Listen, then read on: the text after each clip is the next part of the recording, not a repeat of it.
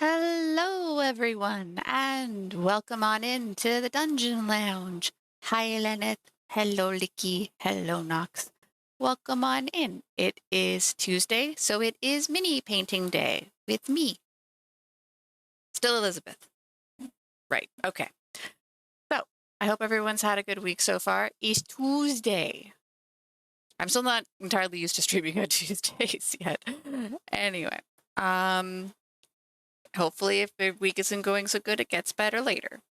Or, I don't know. It's Tuesday, isn't it? Yeah. Now, it's slightly different. We're not yet at fucking Wednesday, which those who have seen, what was the name of that one? Oh, it had the man in it who was also an Oppenheimer. Oh, no. All names have escaped me. Regardless, Peaky Blinders. That's what I'm thinking of. That's where the It's fucking Wednesday comes from. Anyways, mini painting, focus. So, I finished my son, the AdMech boy, last week. So I'm starting a pair of new minis. These are actually kind of like an associated pair because it's the same character in two different forms. So this is an old character of mine from a TTRPG called Exalted, and she is a lunar, which means shapeshifting. So this is her human form. Look at that, human lady. And then she can transform into her beastman form, which looked like this towards the end of the campaign. Basically, every lunar in the system of Exalted has is kind of like their true animal form. They have their furry form. And in the case of Hidden Mercy, hers was a boa constrictor. But you could also, sorry, words. You could also mix in other animals you could shift into. So Mercy was fond of adding on wings because flying is important. Also, hello, Benry Paints. Oh, and thank you so much for the raid. Welcome on into the Dungeon Lounge. Trying something a little different today. I'm painting some models of the same character in different forms from Exalted. So we have Hidden Mercy, human, and then Hidden Mercy when she's in her massive furry form. Yeah. So for this character, I do have a planned color scheme because I am that person. Hello, Mommy Dova. I am that person who definitely drew her character way back when. So this is the drawing I did during the campaign. Hello, Tater.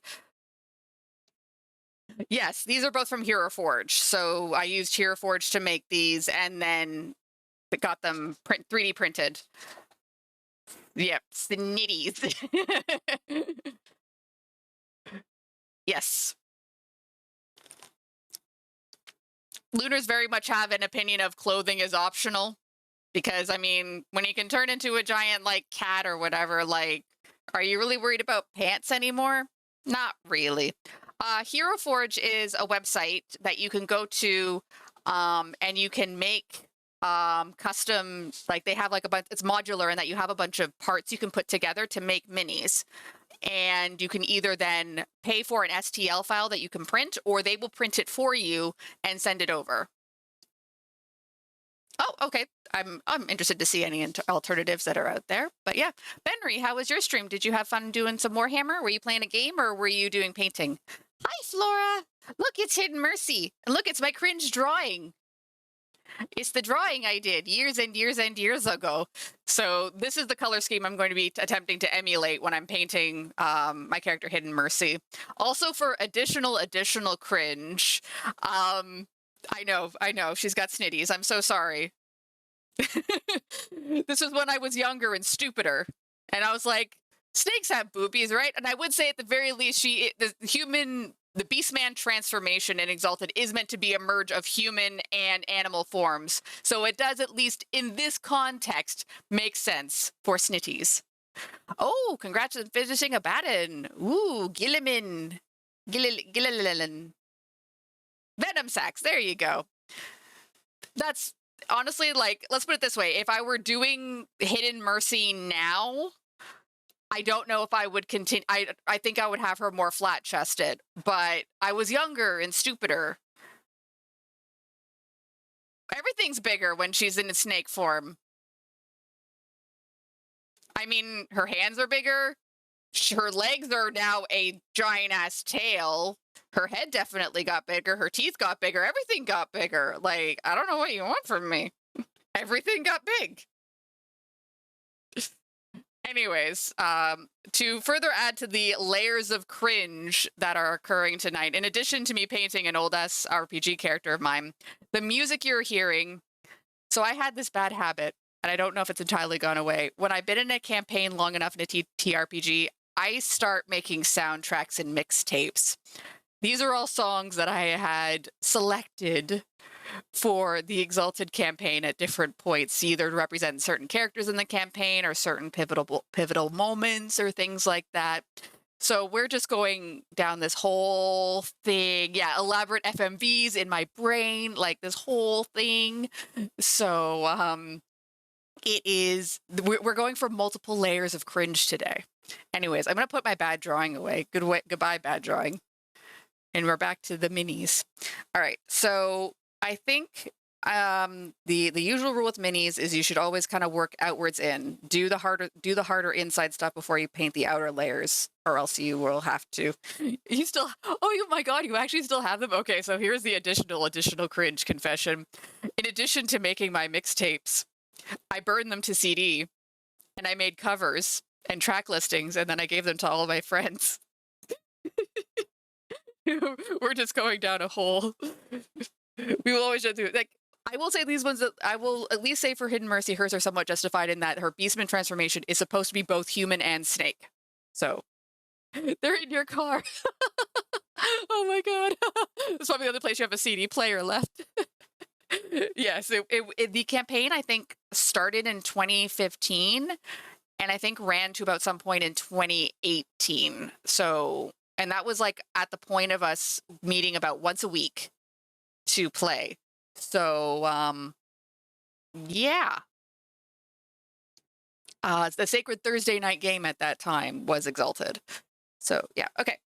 I painty now. You were here to watch me paint, not to hear my cringe confessions. All right. Ooh. Ew. Go away. Sorry, there was a bot who was trying to give me followers, which is illegal and wrong. And definitely not kosher with the terms of service. But yes. Exalted is one of those games that I found it was very easy to get sucked into because it is especially, it's all very, like, the game encourages epicness. Like, we were talking about a game where it's like, oh, I'm going to do my basic attack. I'm going to roll 30 dice now. And, like, that's a low ball number. Like, I think there was at one point, Rant had to roll, like, 70 dice for one of his attacks because he comboed. Because the other big thing about Exalted is that you can use your special abilities, but you can also chain them and combo them if the keywords of the ability allowed it. So you could be like, okay, I'm going to, combo these 10 things. I'm going to burn all my MP, but it's going to be a fucking blaze of glory. So, yeah, gotta open up my painties.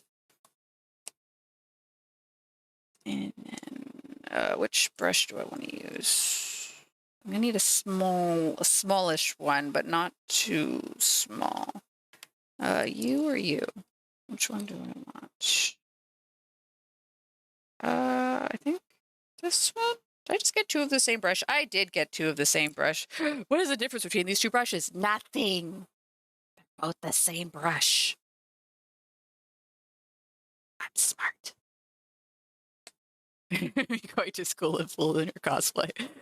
I mean, hey, why not? Like, I'm assuming you mean like Lunar Silver Star story, not Lunar Exalted, unlike me. I will say I have not gotten to the level of cosplaying any of my OCs. That may change. Oh no. Oh, that's not good. Your bullies are mean. So here's the extra hard mode, Flora. Can you identify which character each song as it comes up is for. I'll give you a hint. This one was for the alchemical exalted engine of perpetual zealotry, which is a word salad. Why not cosplay Zero Seas? I'm not saying you can't. I'm just saying there's a certain thing you sacrifice when you make that choice. A little bit of it is your dignity. Not all of it. Now, cosplaying other people's characters is an entirely different story. It's okay. Good old V&V Nation. Okay. So I'm gonna go for her tummy first. Sorry, her meteor hammer is in the way. Put that away, sweetie. No one needs to see it. Okay. You might wonder why this model is slightly different base or primer coat than the Sun. This one actually has something what's called a zenithal prime, which means it's a mix of so a layer of black was put down first, and then the idea is that you would then lay down white, but only from your lights. What is your planned light source? And the idea is that as you layer on your paints, you kind of get some natural depth to the color if you're doing it right and not going too thick on your paints. So just to also out everybody that's here. So Flora's character in the Exalted game was named Choir of Birdsong, and she was really cool. She was a like an undead archer type character. It was very neat. She was very tortured and angsty.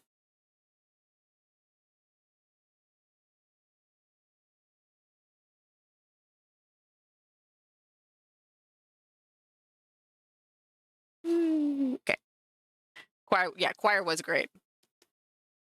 I also tried to, but I'm also okay. No problem.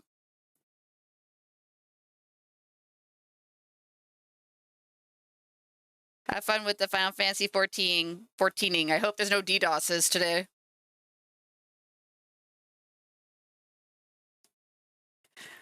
To school uniforms, like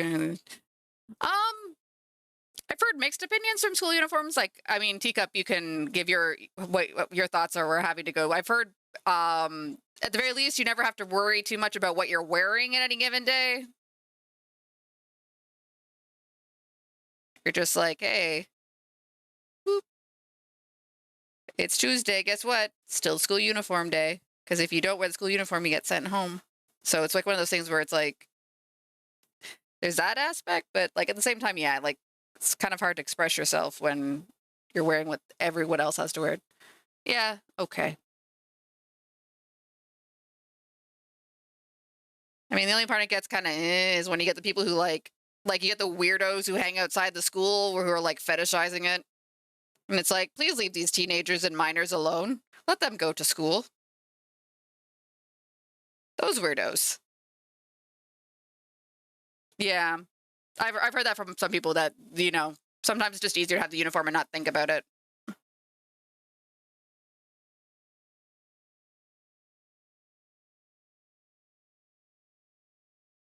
But I can also understand not wanting to be bound to the rules of a uniform, so.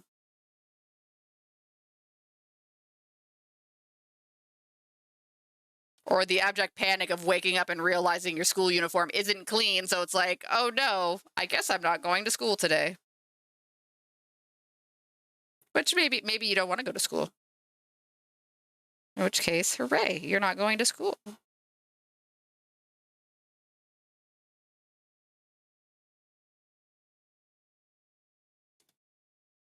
Oh wow, even very specific shoes? Dang. That sounds very rough. I'm sorry, your shoes are not the approved brand. You must go home. Or here's your demerit punishment. You shall be shamed in front of class.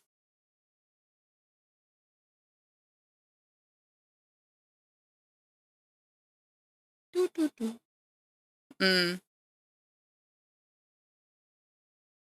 As far as I know, the school that Flora went to, I could be wrong. I did not go to that school.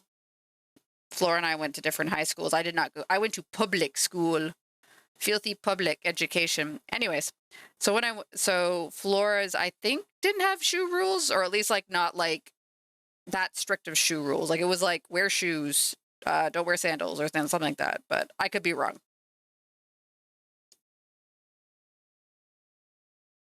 If she is between raids, she can advise, but she may be busy.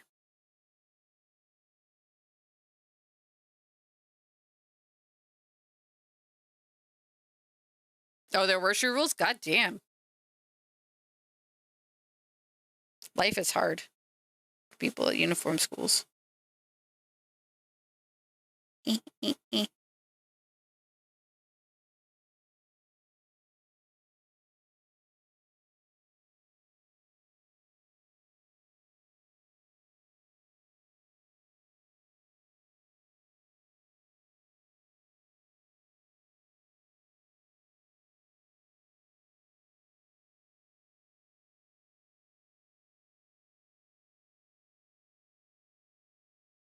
There we go.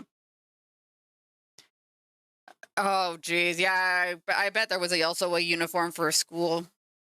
Hooray.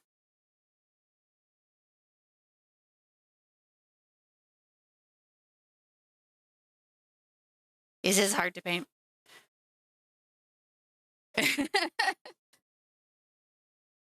Well, the thing is, it's hard sometimes to remember what you learned in school because you actually have two types of memory. There is episodic memory, which is like your memory of experiences. You remember it as an episode, like a TV show. It's a sequence of events. And then there is procedural memory, which is like how you do a thing or how a thing is done or how a thing, like basically kind of your knowledge. So, like, say, for instance, you may not remember how you learned to ride a bike, but you know how to ride a bike. That's procedural memory. So a lot of your ability to maybe, for instance, do math is a procedural memory rather than an episodic memory, except for like maybe like, where a specific memory, of a certain math time is poignant. Yo quiero Jesus. Oh, Lord. We were all doing that during the Taco Bell days with that little Chihuahua dog. Yo quiero. I did not say that right. Fucking Chihuahua.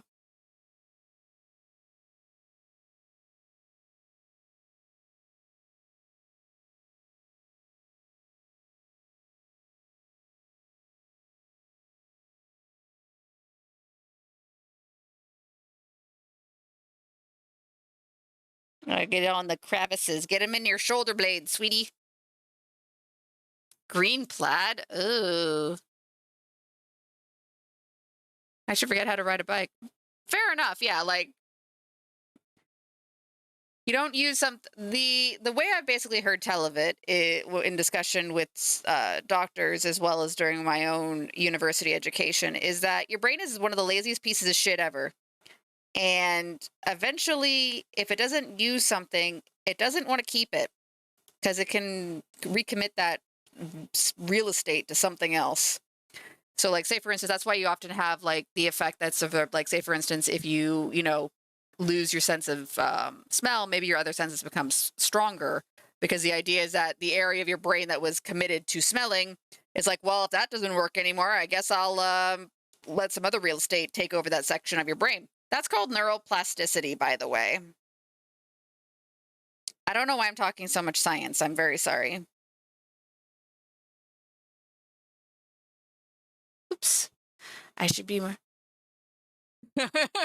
Really? Like the EVA uniforms? That's kind of cool. You kind of see Neon Genesis Evangelion the first time, like, my representation.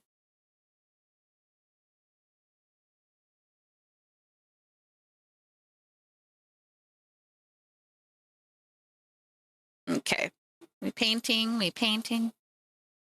These talks eyes are hot. I don't know about that. I'm just a dumbass who likes to do nerdy things in science. Brown shoes. Brown shoes. Brown shoes suck. Black shoes are better. That's unfair. Sometimes brown shoes are good, but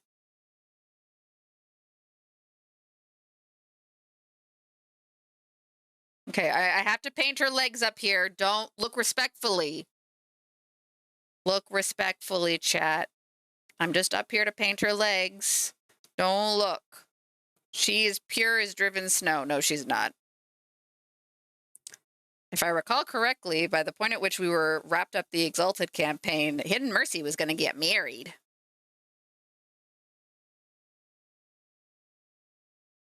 My TTRPG my TTRPG character got more action than me. That's okay.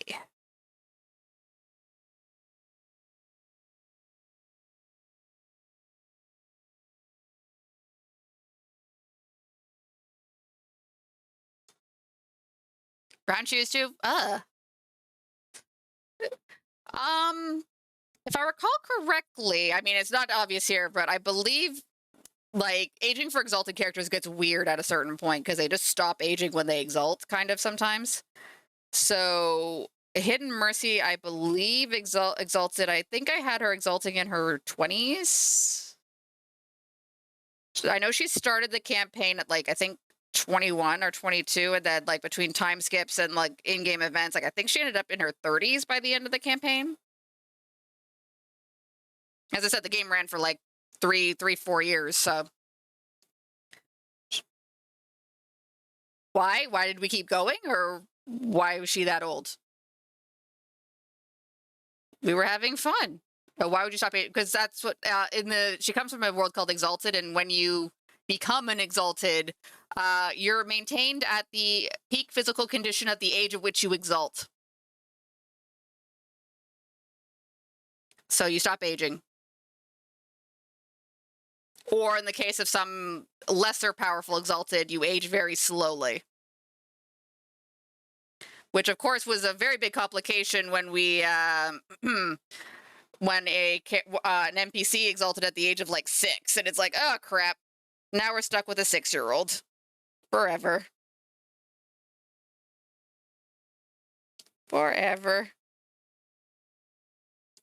So, okay, here we go, lore time.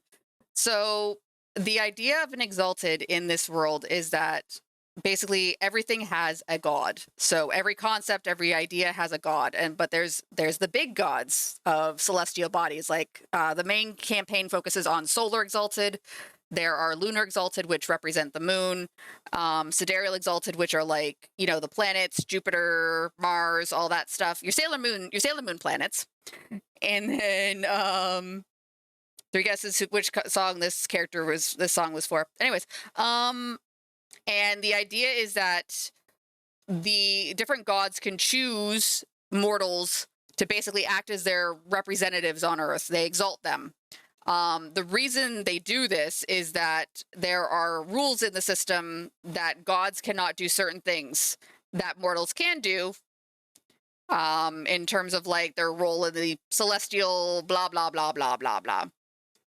So the idea is that basically, yeah, once you get chosen by a god, and if that god is powerful enough, you get superpowers, and they're themed around based on the particular celestial whatever that selected you. So in the case of Mercy, because she was selected by the moon, her powers focused a lot on the transformative aspect of the moon. So shape-shifting, werewolf stuff. Whereas, like, say for instance, Laura's character was chosen by a death god because she had a bad day. And as a result, she was all death flavored. And then Sasha, who actually also played in the campaign, she was chosen by the sun. Yeah, waxing and waning. Oh, I missed a story. Okay. Yeah, very bad day. Yeah, Flora was technically an animated corpse with a god soul in it, basically, or a portion of a god soul. Here's a science thing. Oh, science thing. Yes. All right, I gotta catch up on Dox's story. There was a guy born with some condition where he can only see the world as a 2D plane. Okay. He spent his whole life with the condition, was actually started to become a doctor, specialized in eyes, and trying to figure out, oh, one day he's in so it didn't move in the theaters, so he put in the 3D glass. He could actually see the world in 3D. Oh. Interesting. Very interesting. Praise the sun. So yeah. In the world of Exalted, they did rule books for Solar Exalted, which were considered the big bigs, because, you know, the sun. Then you had Lunar Exalted, which were kind of considered just under Solar. Then you had what were called Sidereal Exalted, which were based off of the Sailor Moon planets. And they focus a lot on like divination and the weave of fate and blah blah blah blah blah. After that, you had something called the Abyssals, which were Solar Exalted turned to death and badness. And then you had something called the Dragon Blooded, which were your Elemental Exalted, and they were empowered by dragons, not Flora. And live service the sun, worship the moon. And then there was also something called the Infernal Exalted, which is you, instead of getting a god to bless you, you were blessed by a demon, usually one of sufficient power. And then the last is a group called the Alchemical Exalted, which was basically like, do you want to play Exalted, but do you want to be cyborg flavored? And that's when you would play Alchemical Exalted. And they were based around like the kind of the holy metals of the setting. So like, say for instance, this weapon here that Hidden Mercy has is actually made of something called moon silver. Yeah. And then there was like not adamantine, but like something with an A for solars. And then Dragon Blooded had jade weapons, and Sidereals had star metal, you know. Sorry.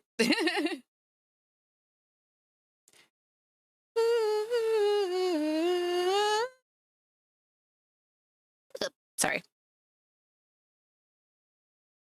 I can ramble about Exalted literally for hours if you let me. Don't let me.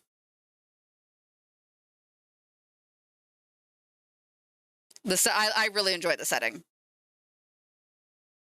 I enjoy my stupid superpowers. Yes, they did. I also used it.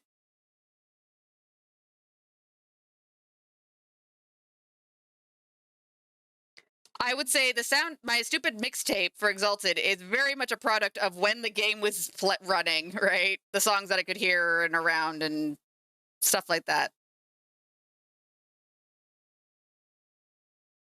A lot of these songs probably, or at least got popular, probably, you know, anywhere between 2015 and 2018. God, time flies.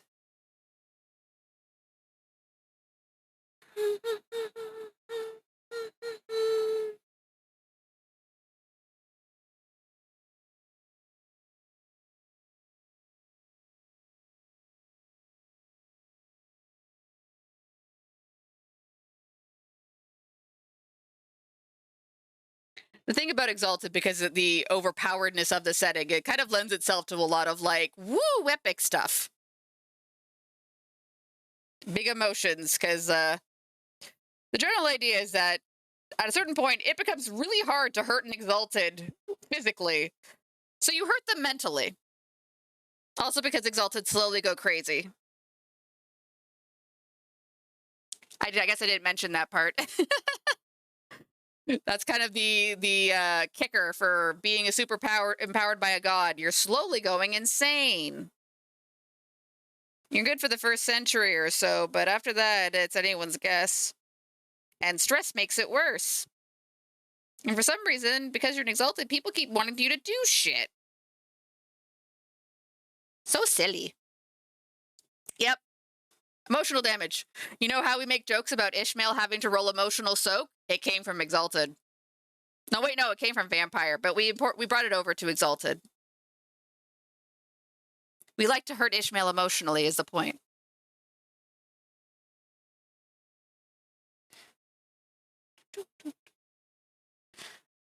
We'll guide your friend group with a truck, basically.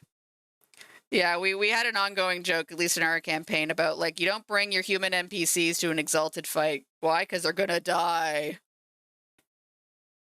You're just gonna get smushed.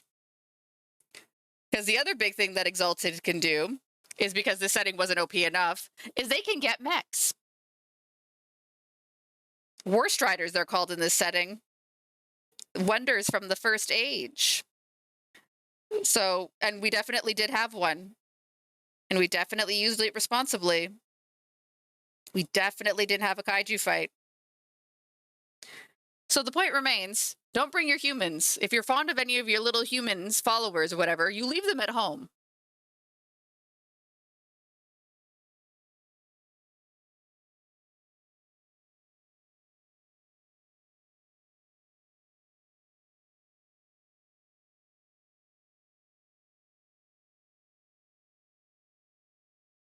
Oops, sorry. Food, fawn, got it. Bring cannon fodder. No, don't bring the cannon fodder. Oh god, yes. Like, let's put it this way.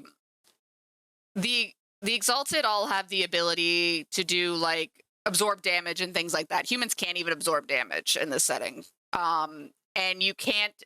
Humans don't even possess the... There's a thing called essence in the setting, which is basically what you use to fuel your superpowers. Humans can't even access it. You don't get it until you exalt. Or a demon. So it is very much a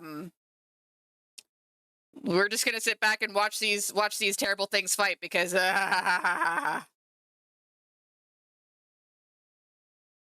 like at a certain point, a lot of it was like, especially towards like later parts of the campaign, it's like, oh, look at all these humans. How do we avoid killing them? Because we don't want to be doing another mass murder for no reason, because it's not even sporting, it's just murder. It's just straight out crime.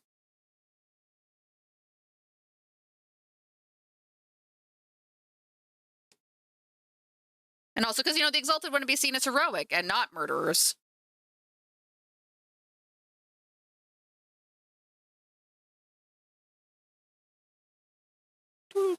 Pizza cutters? Oh no.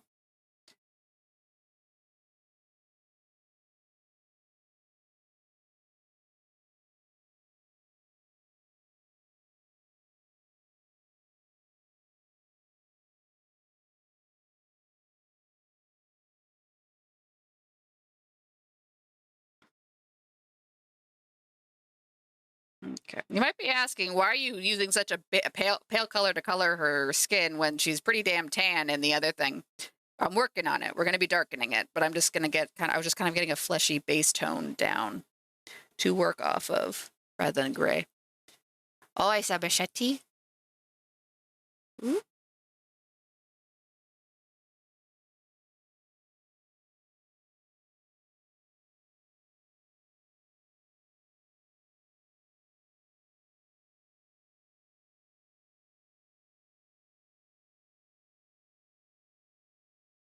Oh, I missed a spot of your leg.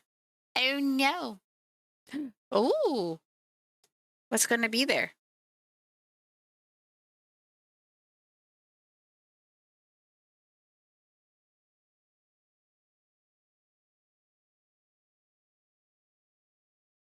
Oh, doll stuff gambling. So how does that work? Is it like just a theme, or is it like you put something up for wager and... I have questions. Oh, okay, so like a midway. Oh, that's cool.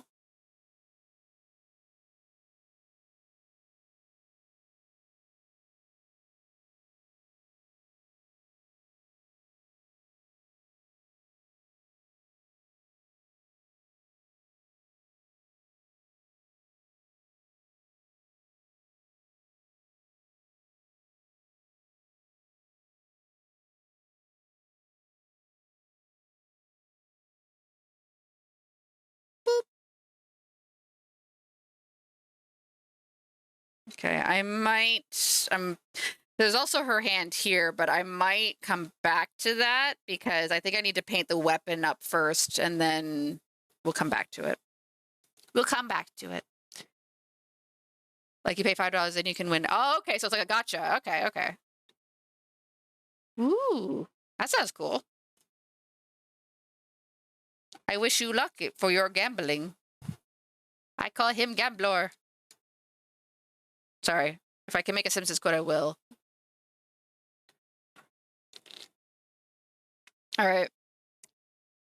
The normal shade I like to use for darkening skin tones, I don't have.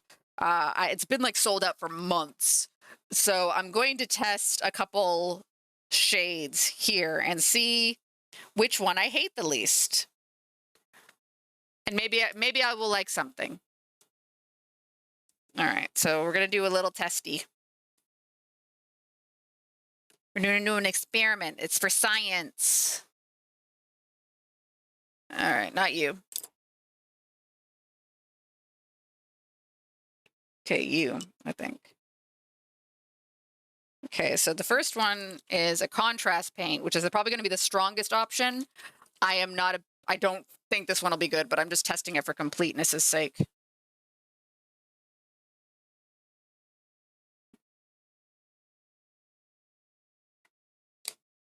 Okay. Boop. I'm just testing I'm blotting on some paper towel over here. Oh no, that's way too strong. Too much yet. Too dark. Too no. Who needs groceries?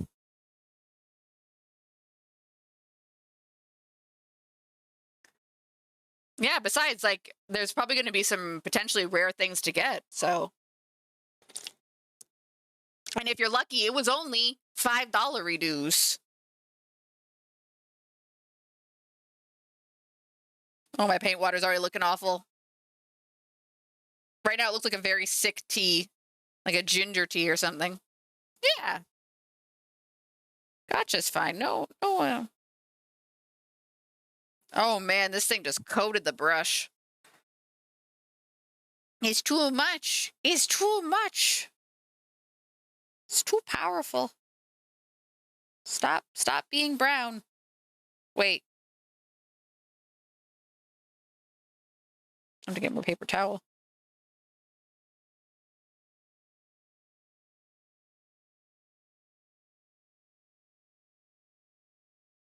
Okay.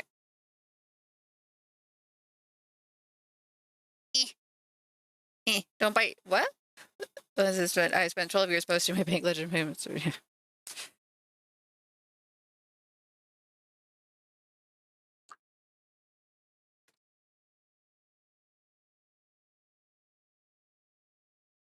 Okay, so let's test this one next. Boop. That might work. Let's see how that dries. Okay, so we'll put that down. Congratulations, Seraphim Sepia. You are in the running. And last, we're going to try this one. Strong skin shade. That's a positive word. So this one's different because it's in a dropper because it's from the army painter. So I can just do this. Boop.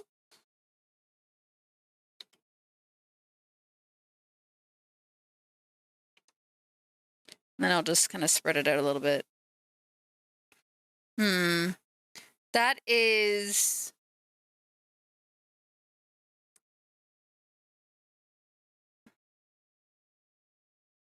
That's more brown than I think I want. So yeah, I think I'm going to go with Seraphim Sepia. But you did a good showing, strong skin shade war painter thingy, dude. I didn't hate you as much as the other one. Eh. Oh, sorry. Well, I meant in the sense, yeah, in this case, because I'm aiming to shade skin shade. Positive words, positive direction. But in the end, I didn't care for the color overall. I'm going to use Seraphim Sepia. Or I may end up hitting it too. We'll see.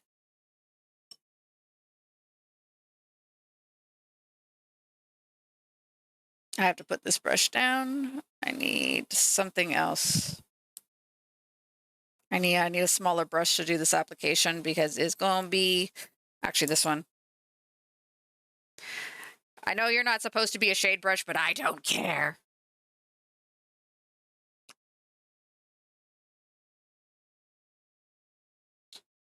Oh.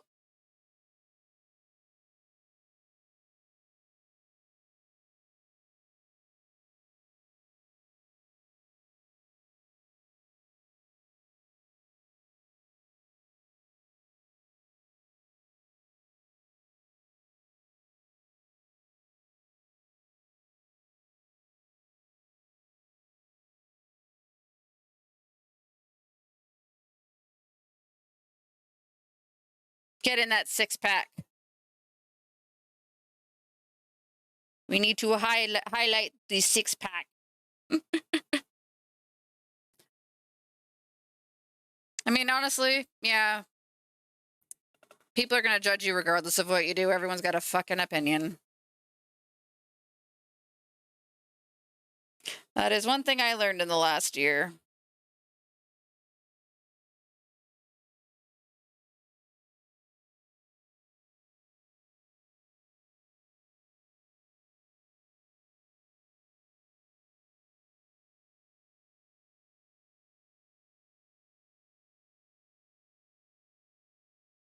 In the end, your happiness matters the most. And ultimately, while your friends and family will usually support you in your goal for happiness, you are responsible for making yourself happy. You shouldn't make it someone else's responsibility to make you happy.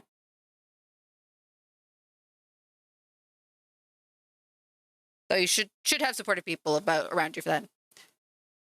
Yeah. Yeah. Yeah, the general thing I've learned is that as soon as you give someone, what was that old penny arcade internet fuckwad theory? Oh, have a good bike ride back, Knox. Be safe, no falling. Is as soon as you give someone a little bit of anonymity, they're gonna be absolute shits if they can get away with it. So sometimes you just gotta accept that.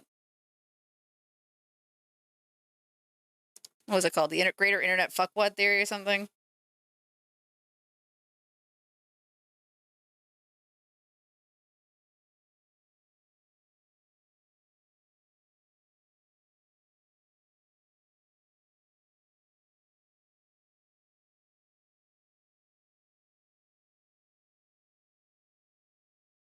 Yeah, I mean, I would like to be proven wrong on that theory. I like to believe in the fundamental niceness of people, but I have seen some absolutely vile things on Twitter that is maybe like, no, give people a bit of an anonymity. They're gonna take that and run with it.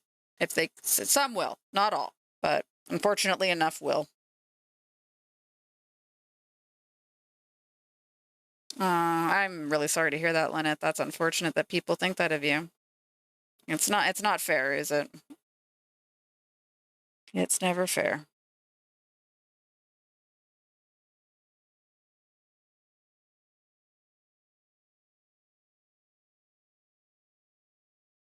Woo, Camelot. Sorry for the swing.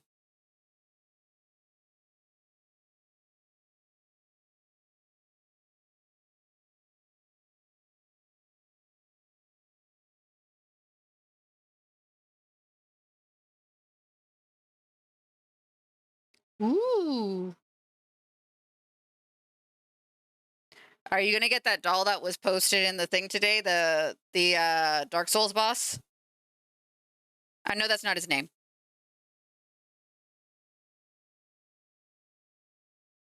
Or are you going for something else? Because I recall a couple specials are coming to the convention, if I recall correctly. Couple debuts. Yeah, it's true. You have been doing a lot of work for it. I've seen that you're doing a lot of work on that the outfit, and then yeah, you've been doing all the doodle sketches and stuff like that. So yeah, definitely work. You've done a lot of hard work, definitely. Not that you need that justification to justify a vacation, but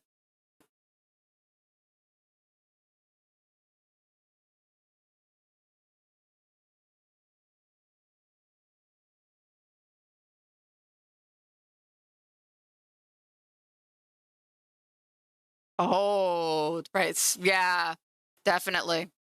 Hey, honestly, I mean, if you can, why not? Like, as you said, if you can win some gift certificates out of it, why not?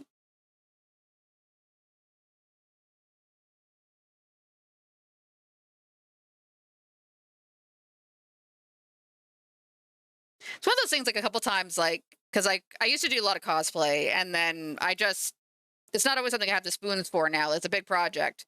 So a couple times I have dabbled with the idea of doing like doll or smaller scale type of cosplay or craft projects or sewing projects, just because it's like something to kind of scratch the itch. Because like last year, what I ended up doing around Christmas is I just made stockings.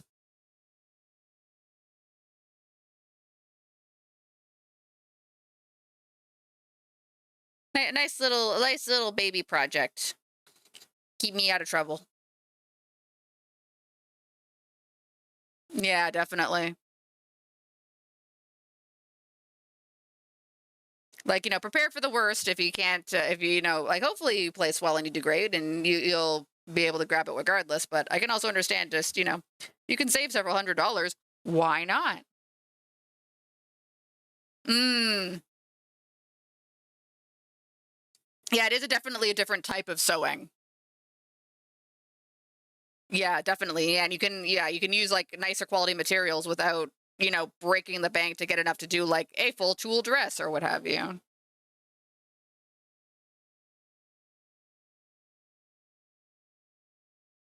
Okay. So I need to let her shade color dry in and settle. So we're going to use this opportunity to switch over to the other model. That's kind of why I was like, I'll do both at the same time because I can literally jump between the two and not have to have like, hello, chat. We're going to sit here and watch paint dry. Literally watch paint dry. How are you today? Oh no, what have I done? I posed this thing so far that it became. Oh no, I won't close now. I opened it too. I opened it too well. I don't want to spill it. I don't want to spill it. I don't want to spill it. Keys, go back out. I might have to break it off. I don't want to. Here's our requisite Florence in the machine for the evening. I just realized this playlist, I don't think has any CanCon in it. Yeah, I know. Paint jar, please. Watch me struggle. Okay, let's see if I can kind of just. Okay. There. It's not entirely closed, but it's at least closed enough that I can come back to it later and when I'm not on the stream.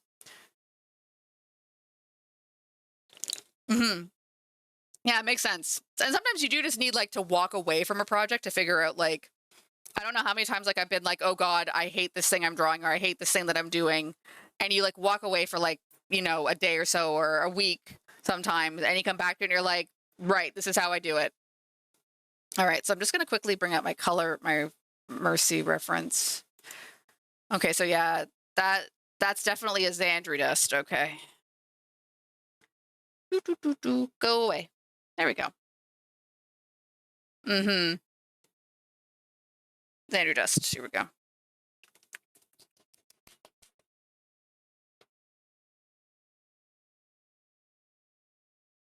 So the big thing with the wings is that I don't have a color reference for them. I looked up some owl wings because that was kind of what I was going for when I was doing Mercy's beast forms. Because the idea is that your lunars can shapeshift into anything they've eaten the heart's blood of. So it is specific animals they're emulating, not just anything.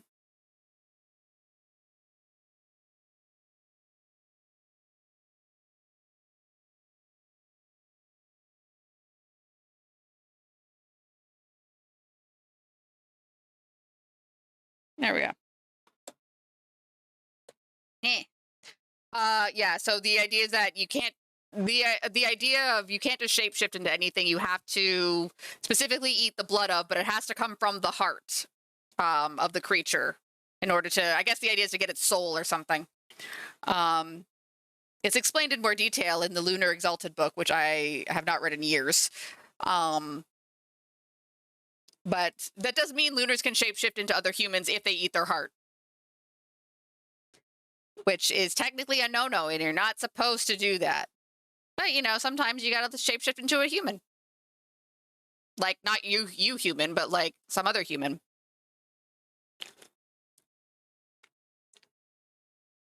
because it's technically cannibalism. But then again, when you can shapeshift into anything, is that make everything cannibalism or nothing cannibalism? I want to know. I have a question.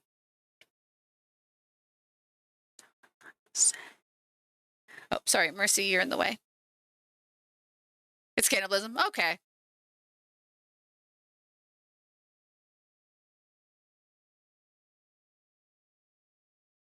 The only form you do not need to eat the heart split of is basically your true form. So, like in the case of Mercy, the boa constrictor form is the form she acquired upon exalting.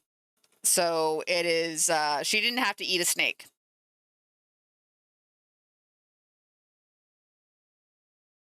Yeah, I mean, that's kind of the thing, is like at a certain point when it's like, I can literally turn into anything within reason. At that point, what is cannibalism at that point? It's all got to be food.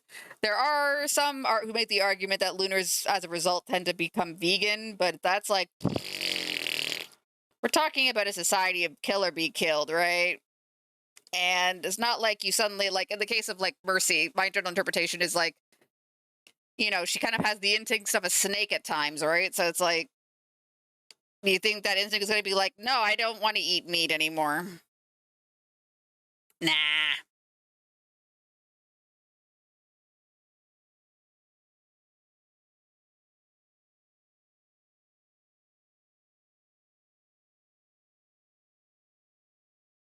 No. Well, I mean, one other lunars get it. They wouldn't ostracize. And I mean, let's put it this way, at least in the group that Mercy was part of, it was called the Circle. She didn't do the human shapeshifting thing. I never bought that trait because I never found a need for it. Honestly, I found more animal forms useful. So they never had an issue with her eating habits because she just, for all intents and purposes, ate what they were eating. And if she had a particular hankering for something, like if she wanted like some raw meat or something, she'd just go fend for herself, right? So it was never really a discussed concern. And then I can't remember, Flora, if your character needed to eat it all, because technically walking corpse, or if she just ate for the funsies.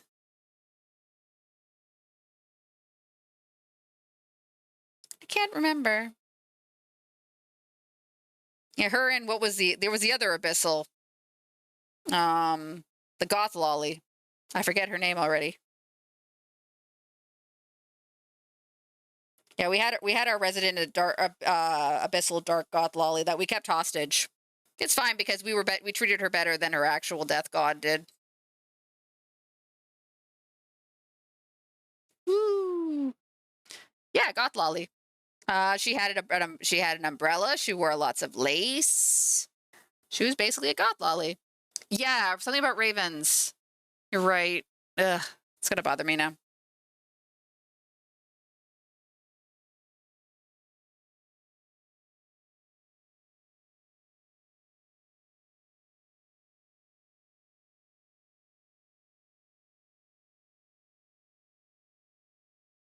Yeah, the death god that looked after the goth lolly girl was named Mask of Winters, and he was kind of a mean,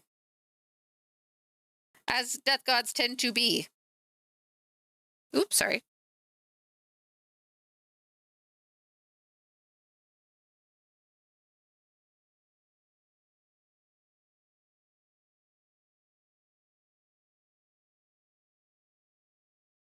Token glad that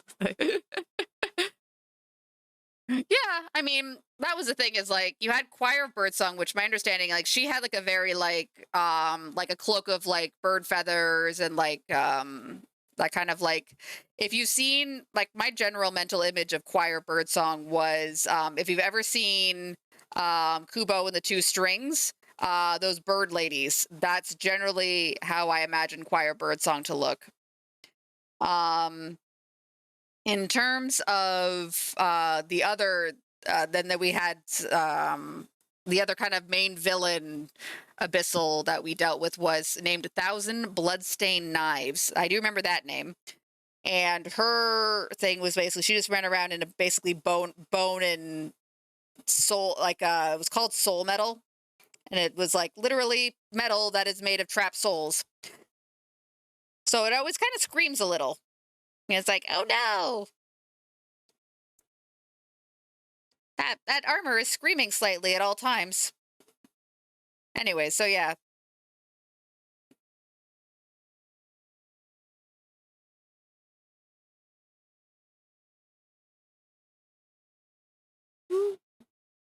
So we had multiple undead representation.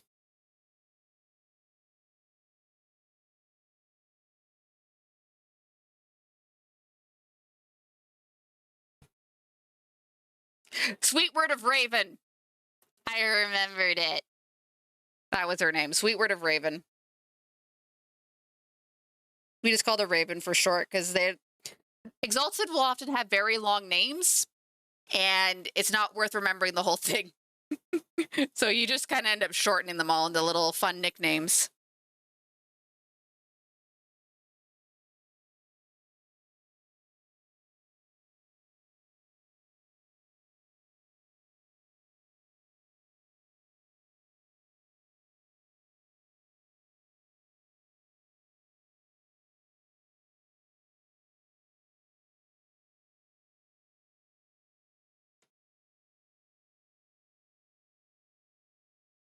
I remember that. I think there's like one abyssal, like that's ultra edgy. When I think her like full title, and this was like a canon character that came from like the book, was like, here's a character you could use in your game if you want.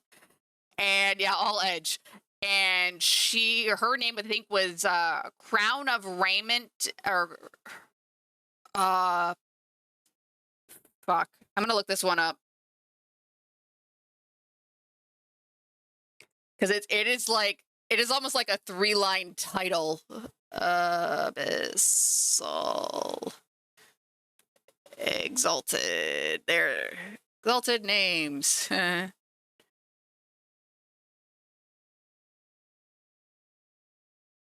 Example unnecessary flower. Here we go.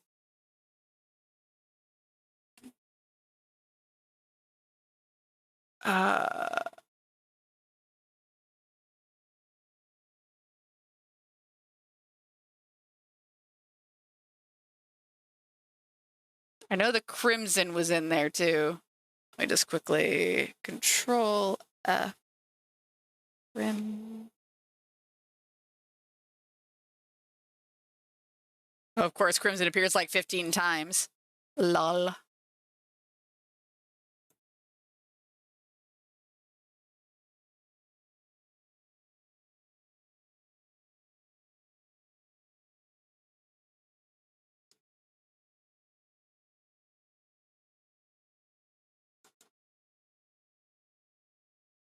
I can't find it. Ah, well, doesn't matter that much.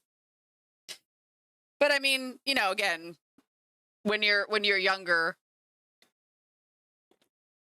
the Abyssal Exalted are super cool. And I will say, at least like anything, you can make a darker character or like an undead character. You can make it work. And I will say, I think Flora's character did work. It wasn't just edge for the sake of edge. Like, she had a very well thought out backstory and stuff like that. Her death god was named Eye of Seven Despairs. As I said, names.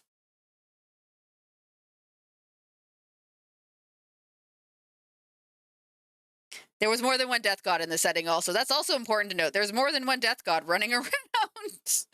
And they each have their own little enforcer abyssals. There was politics.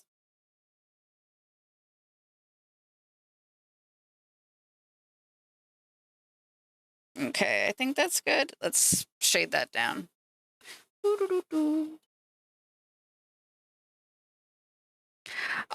We came to, I would say, what was considered a natural, like as I said, the game ran for about 4 years. The person who was the campaign runner wanted a break, and he did run it to kind of like a natural, like a good conclusion point. Like, clearly there was stuff left undone, but the characters were considered to be in a relatively stable point. Yeah, like it's a long campaign, so I totally understand being like, hey, I need a break from this.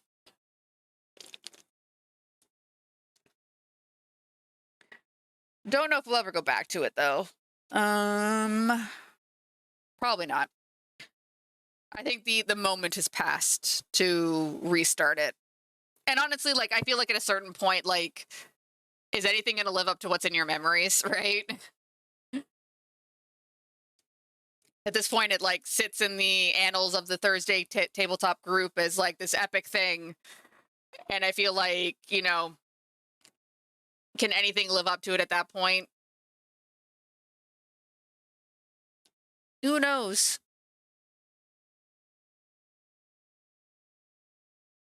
Drop, drop, drop. There we go.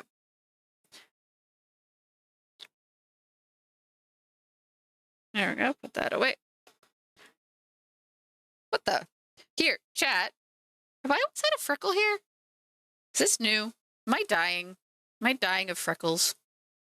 Why do I have a freckle here? What is... This is not paint. This is a freckle. Whatever.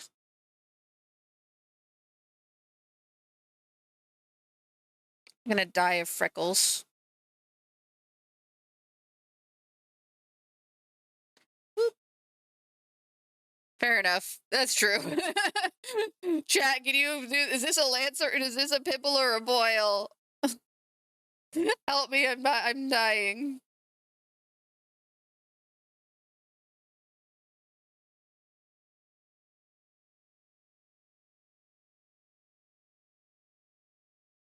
Consult the VODs. Did I have a freckle there? I'm joking. Do not.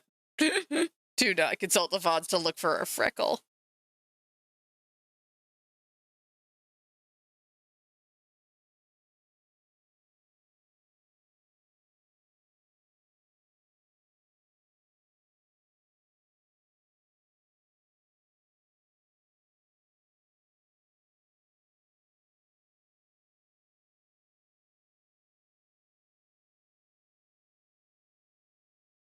I will say, though, if anyone out there's got their own OCs that they want to gush about, now is definitely the time, considering I just spent at least an hour gushing about mine.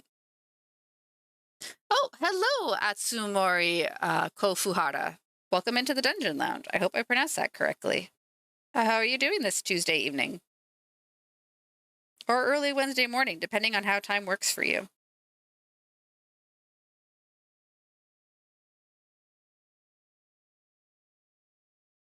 There we go. Well, it seems pretty decently shaded. Call me Atsu if you wish. Oh, I just tried to phonetically sound it out with my cringe anime senses. My weeb.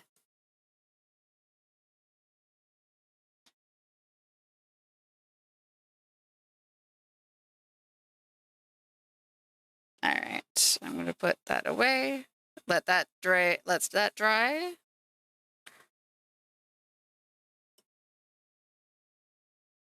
Oh, what kind of miniatures are you painting, Atsu?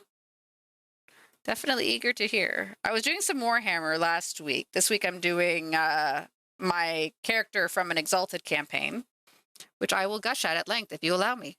Don't allow me. All right. So let's check on this one. So that's dried quite nicely. So I think at this point, we're now looking at a darker skin tone to layer on top.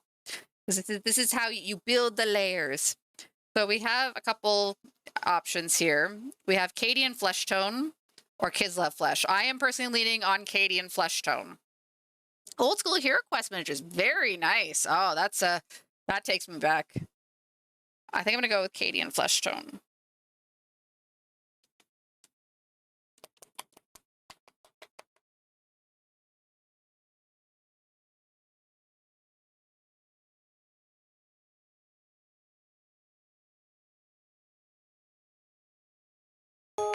Yeah, Cadian Flesh Tone's a good color. I wish I had some Reichland Flesh Shade. Unfortunately, I'm making do with Seraphim Sepia. Life is hard. Way. Every time I've gone to the store to look for Reichland Flesh Shade, sold out. Everyone's painting up dudes, I guess, or people with skin. painting. Yep. Okay. Boop. BRB will send some over. Oh, I'm sure if I were to like really search, I could probably find some. It's just the preferred store I go to. The reason I'm using it is because I got some store credit that I'm still working through. So it's like one of those things. It's like I really want to keep using my store credit and not basically get paint for free. Woo! If I go to another store, I have to use money. Ew, money. Anyways.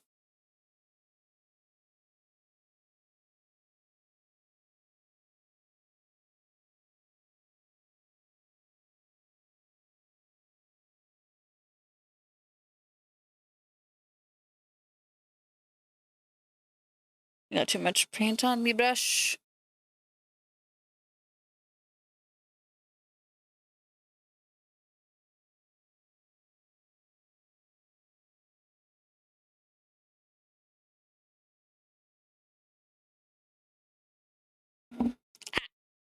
I hit my head. I hit my head and now I have an owie.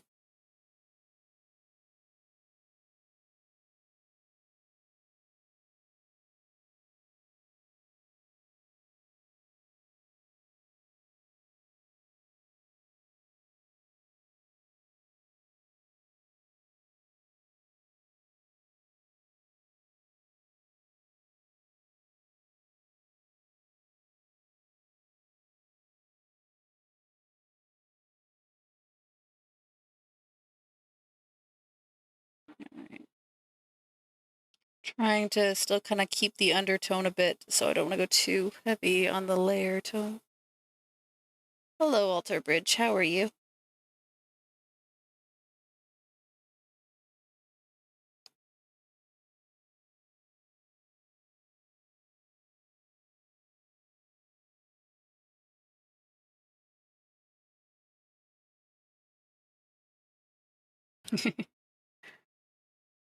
Open the hatch.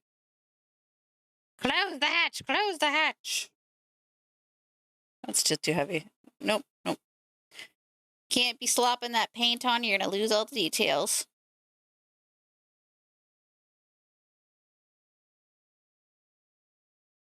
Okay, how's that looking? Not terrible. This may be an entirely like skin painting stream. The thing I find, oh no, I messed up, is like with skin tones and stuff like that, is that because like you've got a point of comparison. It's not like, oh, I've just painted blue armor. Yeah, whatever. It's like with skin tone, you know when you've messed it up. It's like, that doesn't look like skin anymore. Oh no, I've done a fucky wucky.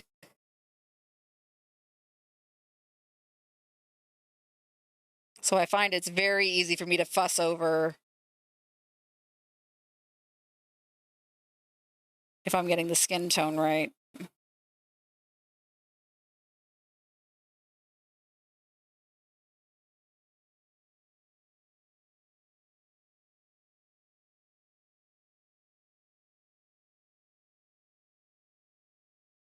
I might need to go over it again and with a darker shade though. I'll see how I feel.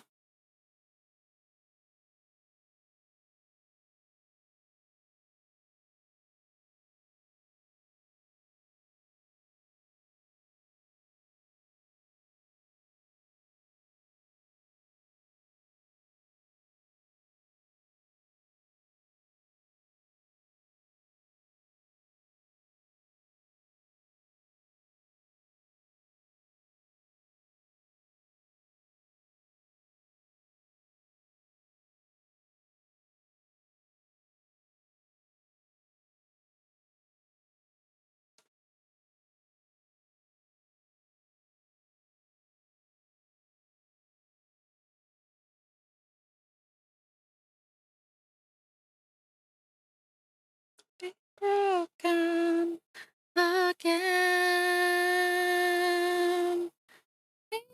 The suffering you've known,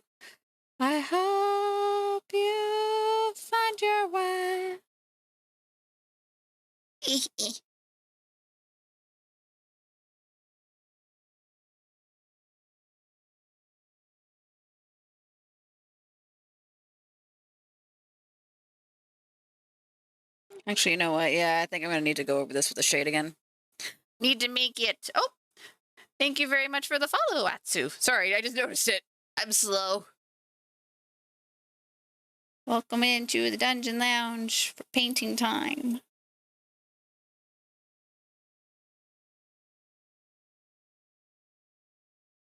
Hopefully I haven't gone, if I haven't gone too heavy with the paint, I can kind of just get the shade on.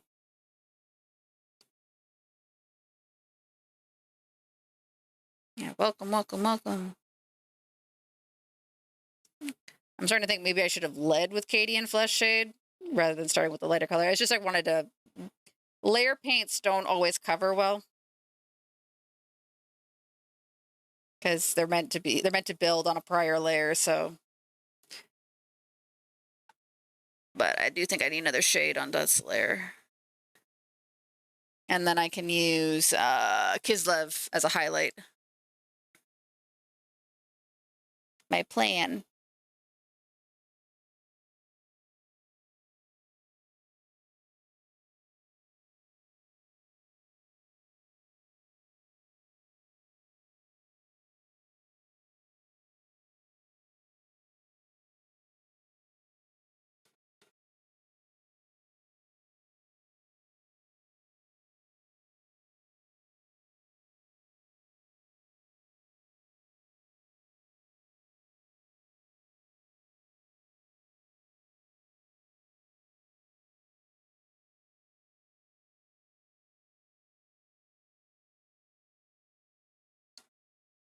That way we can redefine the 6-pack, which is very important.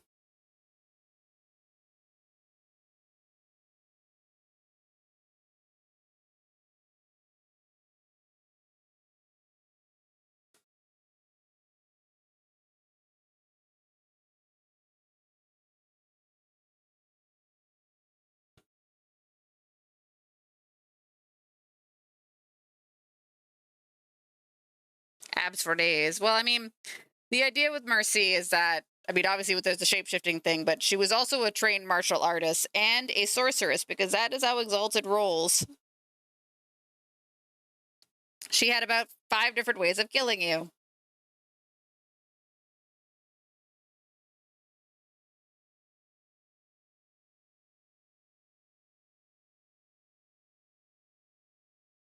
Because the spell casting system in Exalted is OP as heck.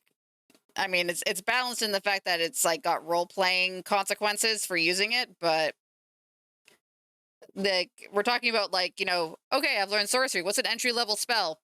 I cast this giant saw blade that just exists in space, and I just whip it at someone's head. Or here is a swarm of butterflies made of obsidian who just fly towards the target in a giant cone arc and just kind of like tear everything to shreds in the process.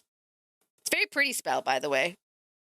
I think Death of Obsidian Butterflies is it's one of the kind of like iconic spells of the Exalted setting, when it's like, how is Exalted different from other settings? Well, I can send this swarm of butterflies to come kill you. They're made of obsidian. And that's like entry-level spells. And like the second tier was like, I'll just summon a flood. Goodbye, this town on the map.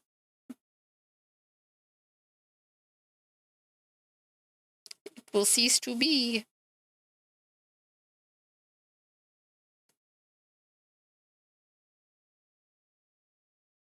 Yes, Death of Obsidian Butterflies. Very fun spell.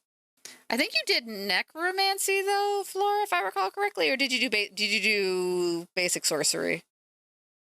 I can't remember. I know you technically could learn either, as in Ibiso.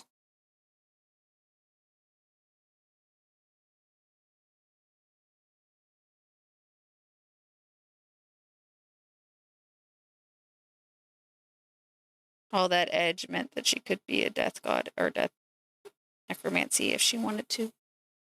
You think that makes sense now that I think about it, because I think you're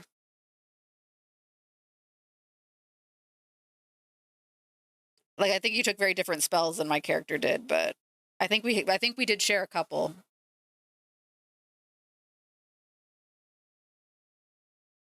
You had a lot of, think of like supplemental spells for your archery. Yeah, that makes sense. If I recall correctly, your character kind of like got the hell away from her death god as soon as she was like, "Wait, no, I made a bad deal. No, no, no. Goodbye. I regret everything. I was having a bad day."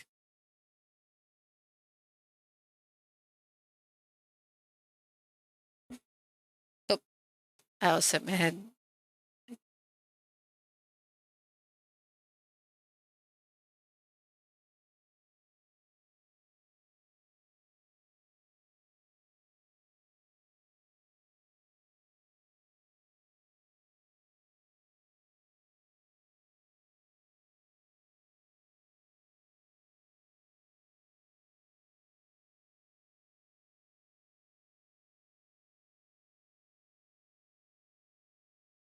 No, I missed a spot. I missed a spot.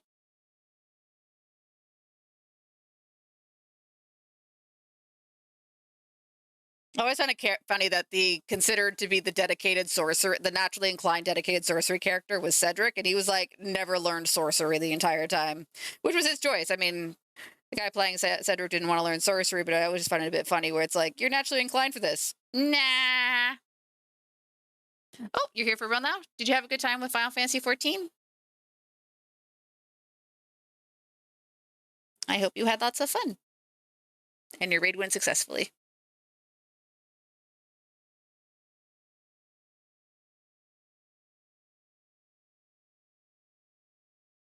Do you have any cringe confessions for your TTRPG characters floor? Now is the time. This is a safe space. Okay. Ah, gotcha. Your dailies.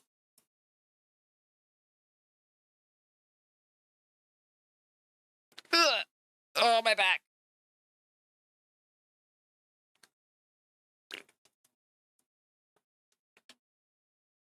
Wax poetically about Exalted.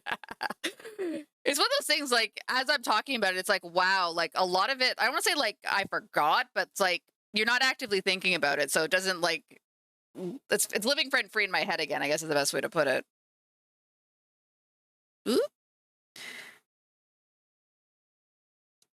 The big thing that, or not the big thing, but like one of Choir Birdsong Flora character's big claims to fame is that she summoned a demon, and they became besties, and it was named, I believe, Geoxer was its name, and she would take Geoxer on adventures with her, and she gave him a shirt, like a Hawaiian shirt, and a pair of sunglasses, because, you know, make him look friendly. He's a friendly demon who just occasionally has to be fed human blood, or else he'll go crazy. Don't worry about it. Yeah, your blood ape. Your blood ape demon.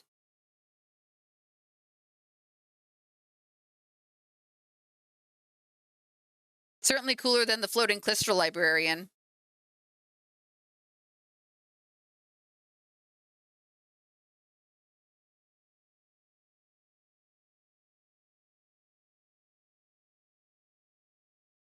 Yeah, very on brand.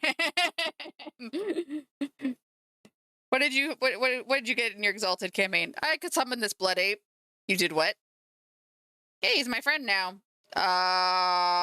Occasionally I have to feed him the blood of my enemies, and otherwise he's good.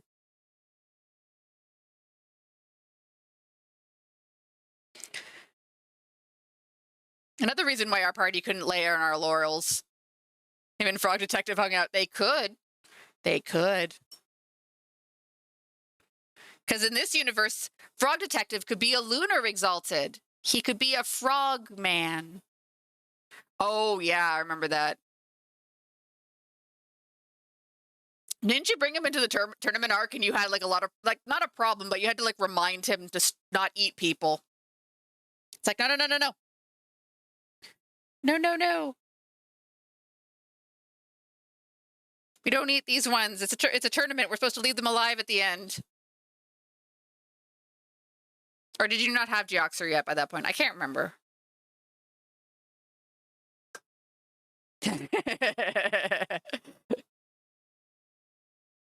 Hello, this is my blood ape. His name is Geoxer. You think you did? Yeah.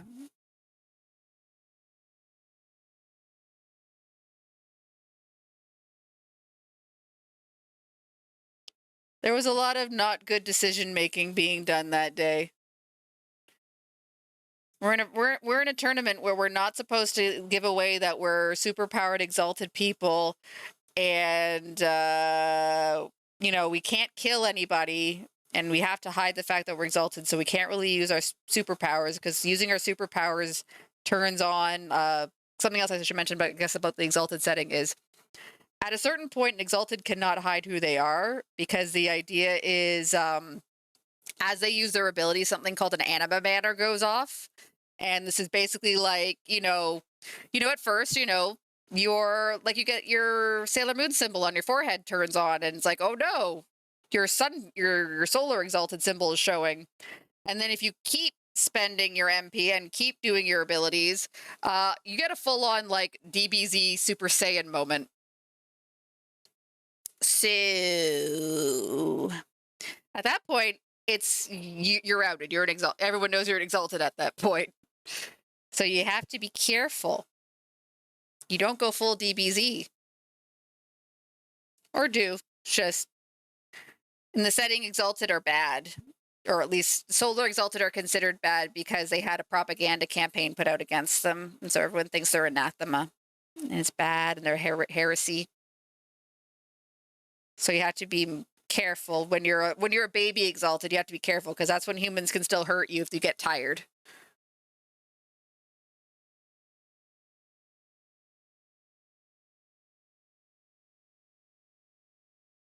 Ooh, hey, Son of Beach. Yes, this was a song for choir. Specifically, what I believe the intention was when she fought Shield of a Different Day, I believe her name was.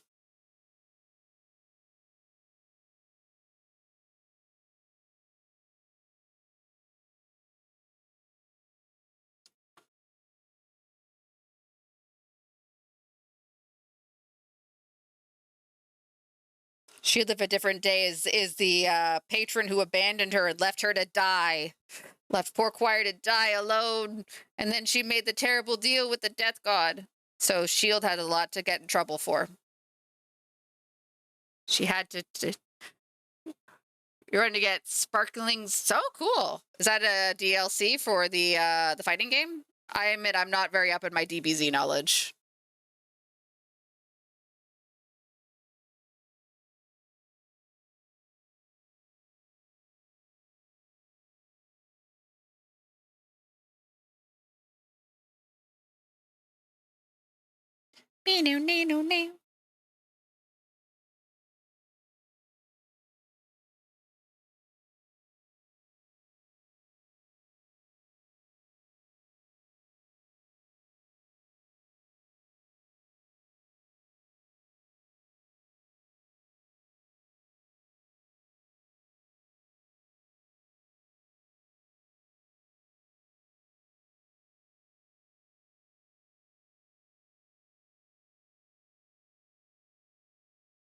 All right. I like how that skin color is darkened quite nicely with the Kislev and then the sepia tone. Oh, I missed a spot.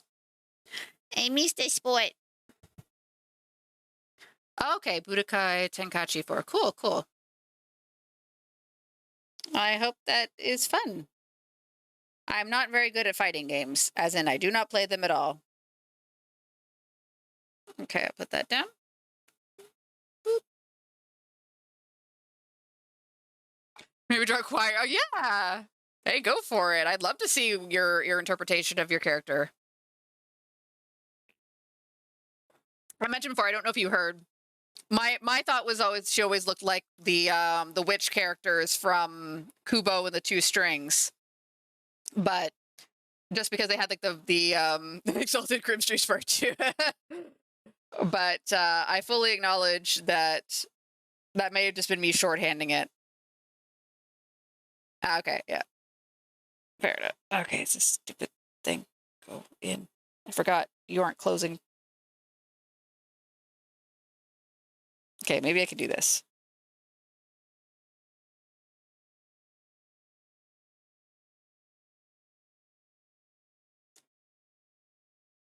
Okay, you know what? Okay, we're just gonna bothering me now. Get off. Why do you do this? Yeah. At the very least, the feather cloak, I would say. And I think Choir also wore I did it. She wore a mask to hide her undeadness, if I recall correctly, as well. Because you know it's kind of hard to hide the pallid flesh in casual conversation. All right, now we're gonna do layer on this one. I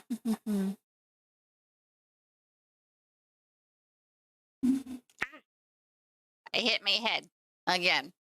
All right, I'm just gonna do a quick color check. Yeah, Kislev flesh is gonna be the better choice here.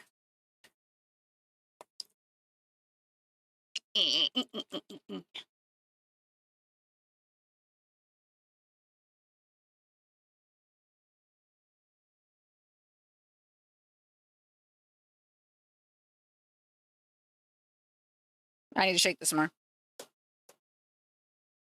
It's clumpy. Yeah. Same with so Choir needed a mask because of hiding the undeadness, and Mercy also needed to wear cloaks and hoods because her tattoos gave away her exalted status at all times as well. Yeah. Yeah, like she had like a blush of life type spell. If I yeah, that sounds familiar. I'll bring up the picture of Mercy again in 1 second once I get my clumpy paint out. Okay. So the tattoos on Mercy are actually made out of the same metal as her weapon, moon silver. And the idea is that the tattoos are there to prevent her from over shapeshifting too badly, so she doesn't like turn into a chimera and can't turn back to human. So the tattoos are always present. She can't turn them off. So Mercy, when she was going about the public and needed to be incognito, she had to also wear cloaks and hoods to conceal all her tattoos. Which she didn't like. She doesn't like wearing clothes. Or not. She doesn't like wearing a lot of clothes. Because, you know, when she shapeshifts, she just loses the clothes, so.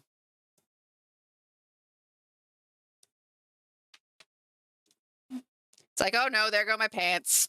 Again. Goodbye, pants.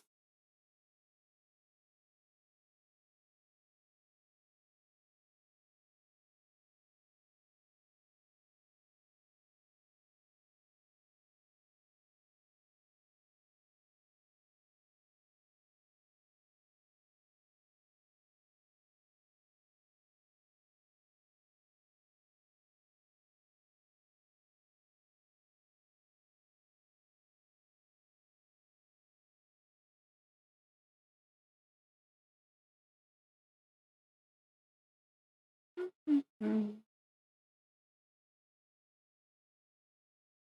then, yeah, Sasha also had a character. And her name was Diamond Azure. And she was of the Solar Exalted type. And she was very focused on wanting to do archaeology and like find things from the first age and stuff like that. She ran a school actually in the town that the Exalted called home. And she taught people reading and stuff. It was very nice and sweet. And then she lost her best friend and she had a bad day. Because he was mortal and you don't take mortals to an Exalted fight. Emotional suffering.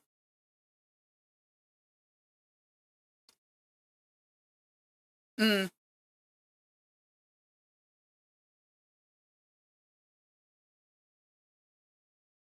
Oop, sorry. We should just move the camera. Emotional damage! It's true. Exalted is basically the game of emotional damage when you get too powerful to be hurt physically anymore. We had a joke when we were running when Exalted was being run that you knew the GM was doing well if we screamed "you bastard" at him at some point. Because it meant that he hurt us and made us sad. And our poor NPCs had a bad day. Probably died. Again. We had trouble keeping them alive. And unfortunately in the setting, like, death is not necessarily the end. As I mentioned, Choir was a resurrected character from undeadness. We did have a case of, I believe it was intended that a character that had died was going to also end up in the no, I remember now, her soul ended up in Thousand Bloodstain's weapon. Wasn't that it? Gion's protege who died because, you know, mortals. Her soul ended up in a weapon that Thousand Bloodstained Knives was carrying around, and she used it to bother him at every opportunity. Tee-hee.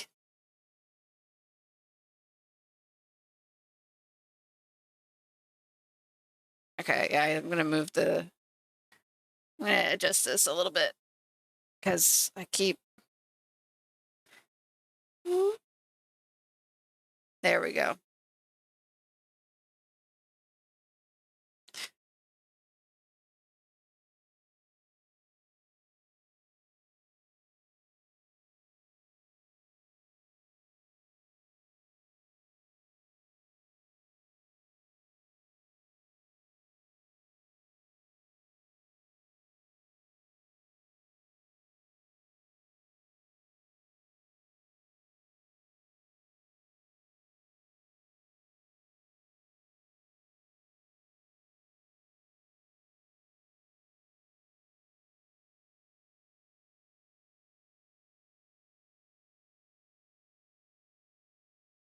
Sorry, I'm being quiet. I'm kind of concentrating on these scales. Or, I don't know if these are scales because it's her tummy, but the front part of the snake.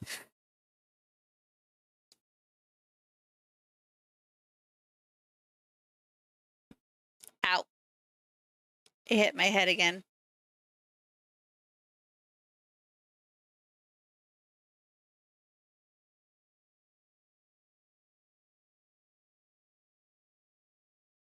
This paint on this tip of this brush, it's bothering me. Get off. Boop.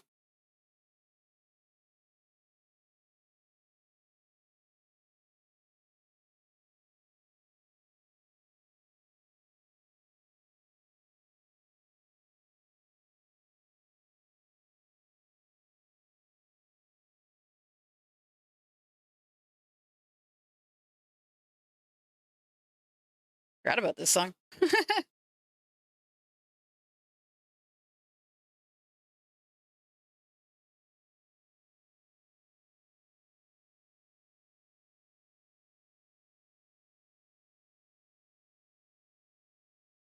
Oof. Yeah, I'm in the zone. Sorry, I'm being a bit quiet. My apologies. It's just, as I said, the scales are a bit hard to see, so I might need to drop to a smaller brush.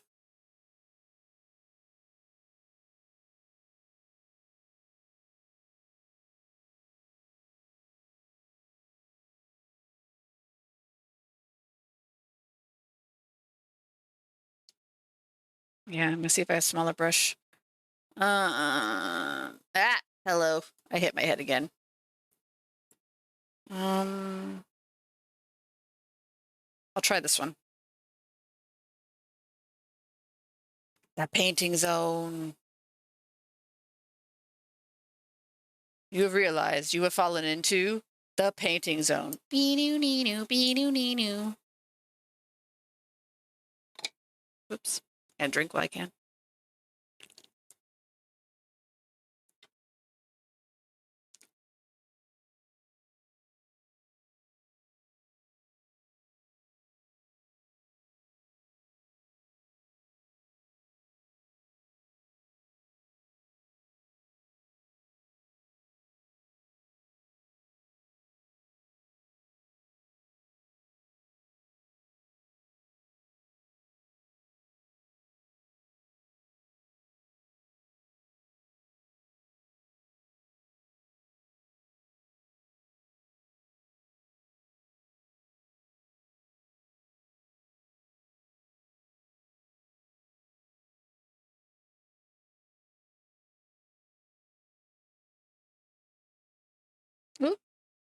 too much paint.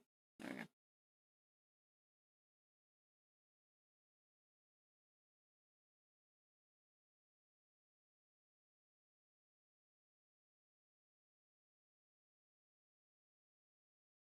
go. Time to do your tum-tum.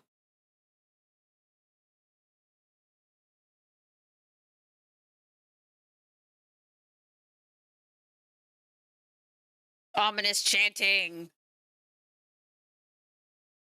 Dark Souls boss time, there's chanting. Ah! Oh no!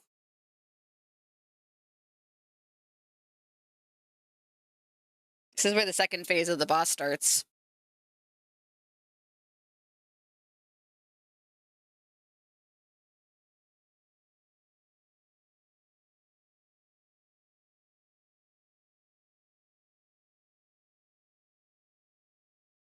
I get the fireball's in the way of her boobs. Which is not a sentence I expected to say today.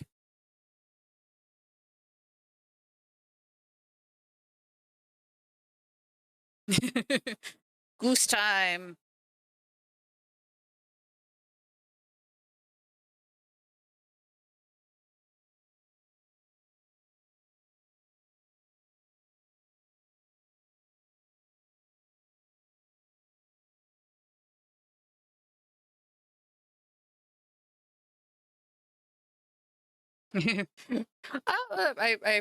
I'm glad you like them. I mean, I probably put in more work than I should have, considering it was like I just remember spending like so many nights where it's just like, okay, time to go through my entire iTunes library and see what I can find.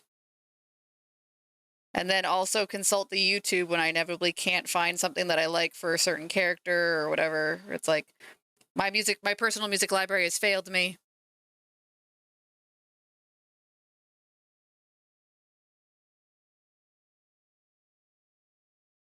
Yeah.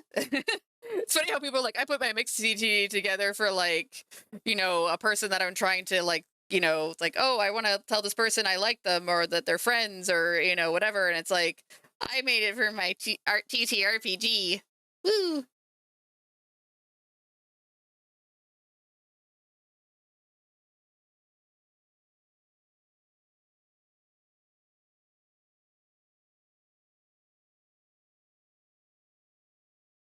In fact, I think I have a photo of it, of the CDs. I don't have the actual CDs anymore. I have a photo of them. It's on my phone, I think.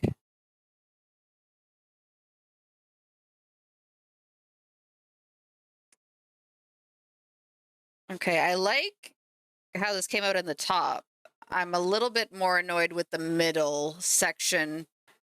I might need to go in and do some correction. Except for your cringy Mickley. Yeah, I know. Yeah.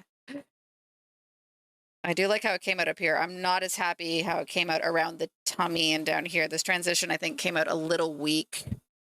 But at the same time, sorry, just kind of like looking at it from a distance. How much do I hate it from a distance? I don't know. Hmm.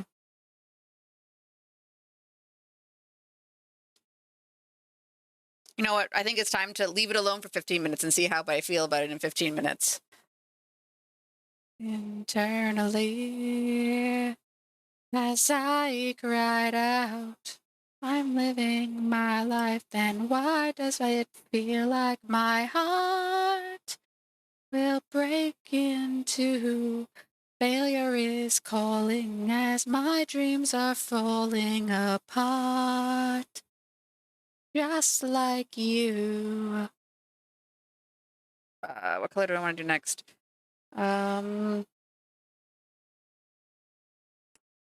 think I'll do the purple next. All right, so I got a lot of I have a lot of purples to pick from, so we're gonna do a purple picking moment. So we got Phoenician, Nagaroth, and Daemonet Tide. All right, let's bring up the reference picture's already up, or did I never take it down? Did I never take it down? Many purples. All right. I think I'm gonna go with Phoenician.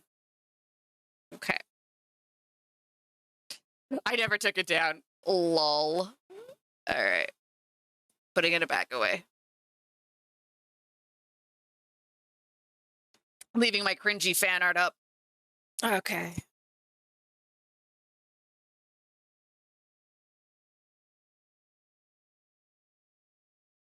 All right. Oh, there it is. It's like, where did I put the paint color I wanted here? So before I ruin my paint, we're going to do a paint water check. All right, here we are. Here is my current paint water. Right now it looks like a really, really weird tea. Like not like a black tea, but like more of a, not a rooibos either, but like right now I would say ginger almost, but gotta embrace the cringe. It's true. We are all cringe, just in varying degrees. Pool water tea. Ugh. I mean, I'm about to add purple to it once I get this started. So it's not gonna get any better. It's gonna get.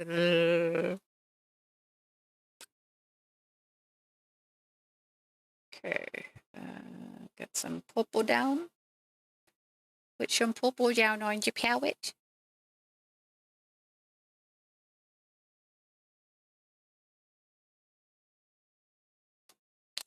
Okay. Close it. Go in your corner. Oh, that's an immediate difference. Here, I'll just do a quick. So I've just added a little bit of purple just to kind of clean off the bit I had on my brush. It's already like darkened down. It's gonna get worse. Okay. Let's do your hoodie.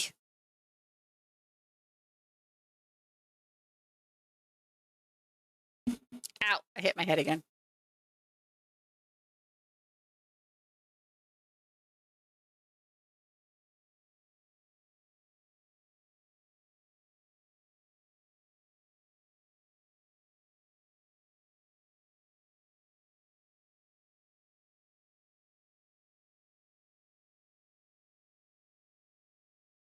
Requisite Tarja selection.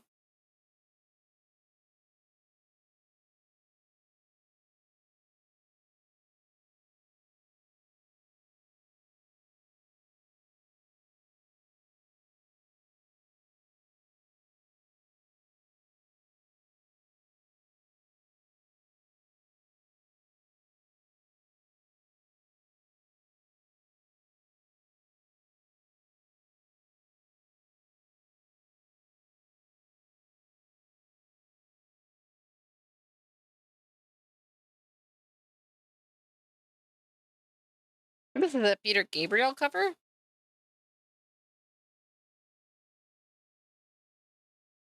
I recall correctly.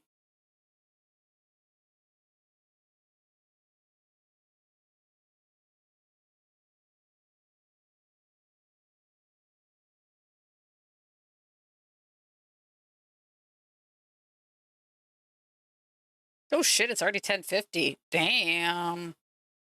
Time flies when you're painting skin and doing cringe.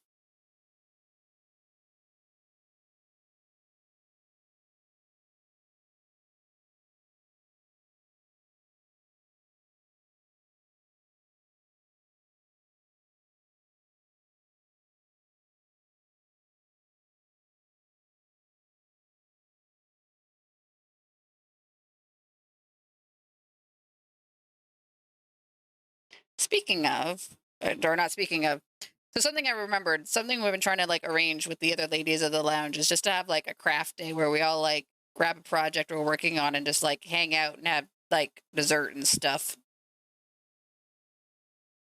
Keep meaning to get that settled, arranged, and I keep not doing it.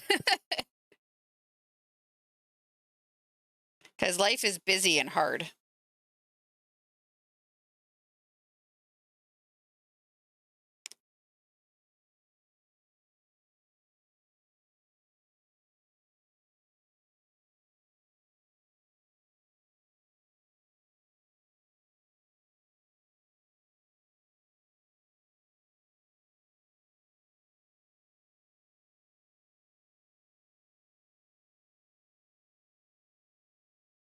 Someday, yeah. One day when we can get the stars to align.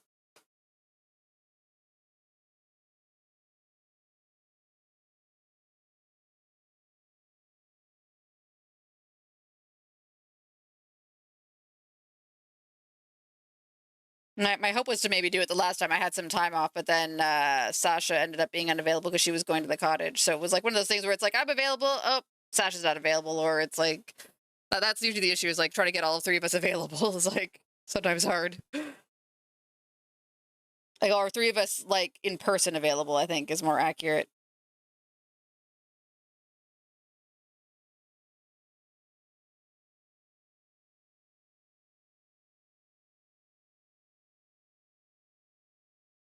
Eesh.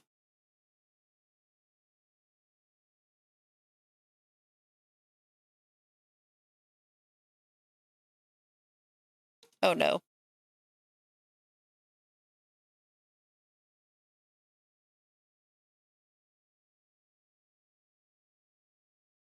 Ow. I'm trying to see if I got paint on her chin. I might have. Damn it. I'm gonna have to do a fix. Poop.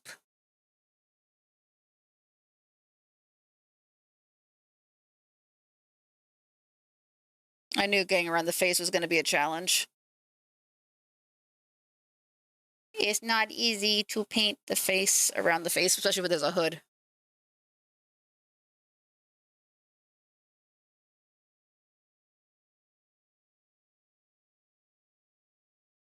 That's okay. We can always do fixes. Just more layers of paint.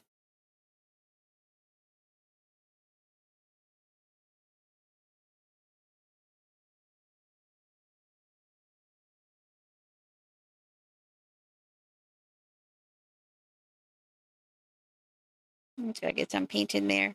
In the food.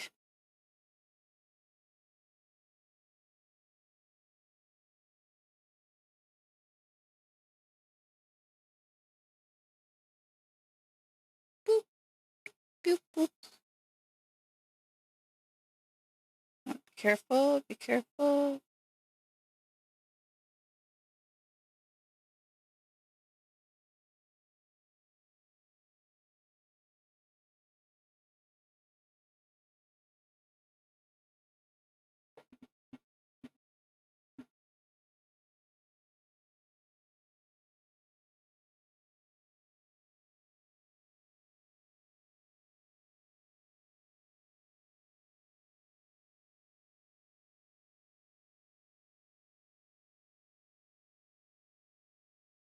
So this is the part that's going to be a bit hard to replicate.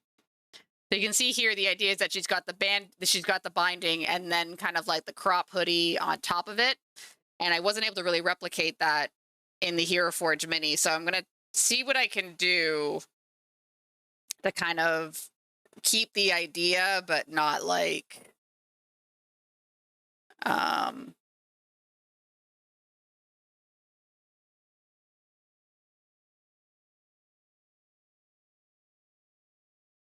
all right.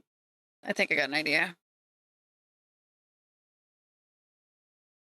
Too much paint.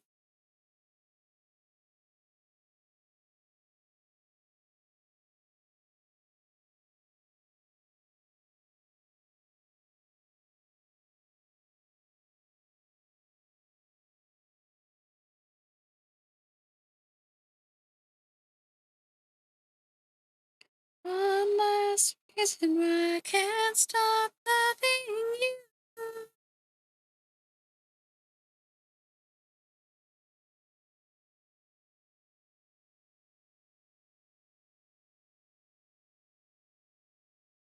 Yeah. One last reason why I can't stop loving you.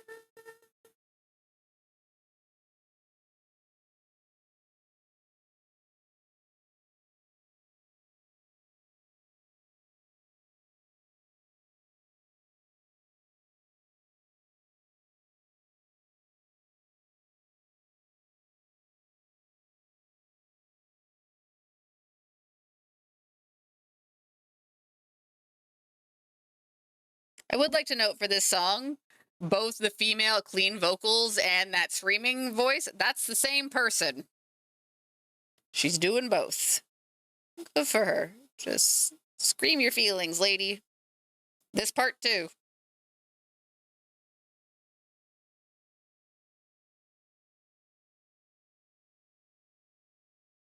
Yeah, it's range, and my understanding, like, you gotta be very careful when you do that screaming type voice. If you are not doing it properly, you will destroy your voice.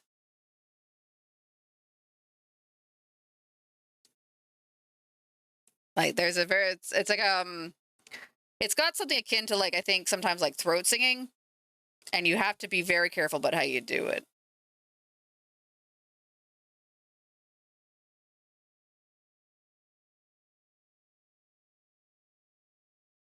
Yeah, scary. Well, I mean, even like any person will have this issue. Like any metal singer has to be careful about the screaming lyrics, because if you are not careful, apparently it makes you prone to something. I think it's like throat polyps or something. Lenneth might know. She's more knowledgeable about singing stuff than me.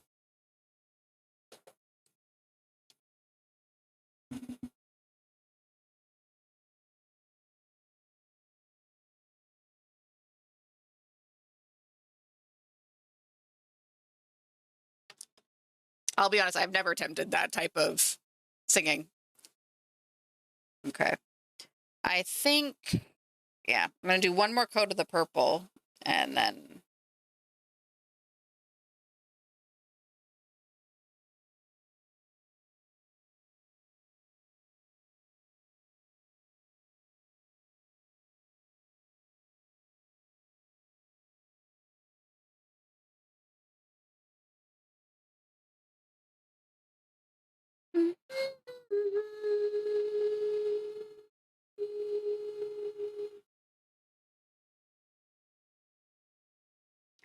somebody, one last reason why I can't stop loving you.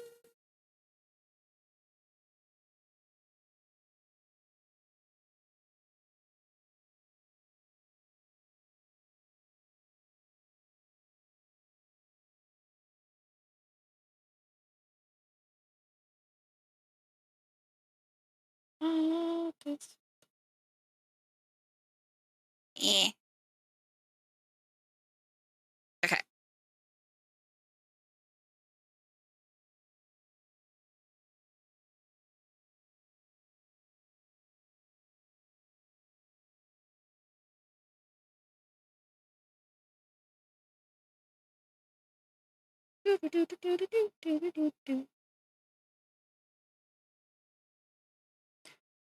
So here's a bit of a weird story. Not a weird story, but do you want to know how I discovered this band? Not necessarily discovered, but like how I learned about this song and everything like that. Well, I guess you're a captive audience. You're gonna hear its story. Um, so I used to, on when I was especially doing the point of the Exalted game, I would go over to my mom's on Friday to do laundry and grocery shopping because I did not have a car, she did, and also the laundry machines that I had at that time were like coin machine, and she had free laundry machines. So I would, I did the cheap ass purse adult thing and made use of my mom's laundry machines and helped her made her take me grocery shopping because I don't like carrying groceries long distances. Anyways, so while I was there, I was basically like, we had to put something on TV while I was waiting for the dryer to run or whatever that she was willing to watch and that I was willing to watch. So one of the things that we ended up watching a lot was that Anthony Bourdain world touring show where he would like go around and like try different like cuisines and holes in the wall and stuff like that. And and basically he ended up doing an interview with this band, with that band that just did the song. And it was like, I was listening to the song, I'm like, this is a banger. I'm going to have to look this up when I get home. I ended up having to look up the clip from the Anthony Bourdain show on YouTube because I couldn't for the life of me remember the name of the band for a while. I was like, ah, shit.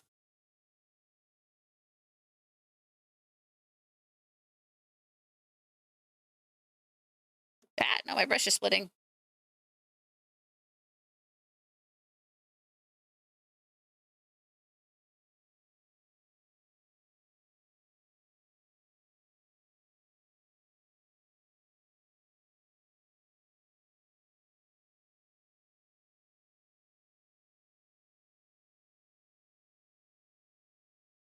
Yeah, it is. And this was definitely before like the point of like where you could have like, play a, tell your smartphone to remember a clip for you or whatever, right? I think I still had a flip phone at that point. It took a while before I got a smartphone. I was a holdout. I was like, smartphones will rot your brain. My brain is now rotted.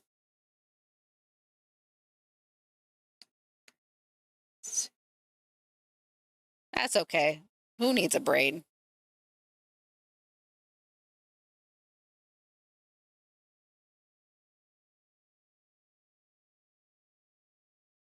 Oh, hello. Yeah, everything rots the brain. We're all brain rot. Yeah, I saw that. It's like it's weird where it's like I'll be honest, the thing I miss most about flip phones when you're mad at someone and you want to hang up. Hanging up on a smartphone is the worst feeling in the world.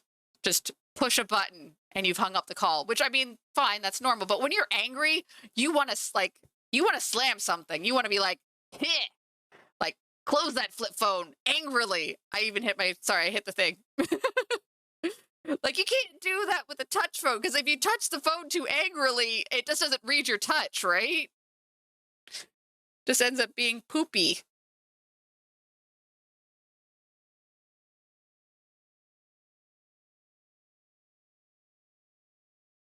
Can't get your anger out that way. It's no fair.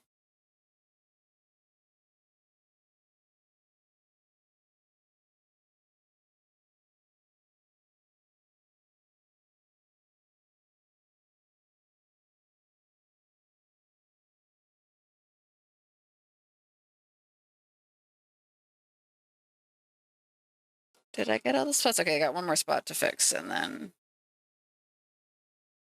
Whoop.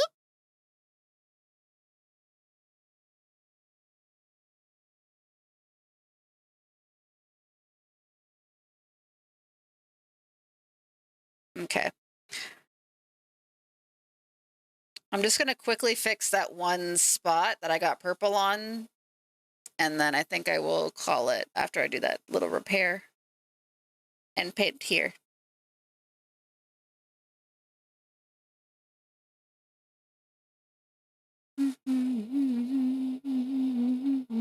Shadows inside of a life. Have you ever stopped to ask yourself why? Does the mind identify? Do you feel, do you call this a life? There we go. Okay. Hello.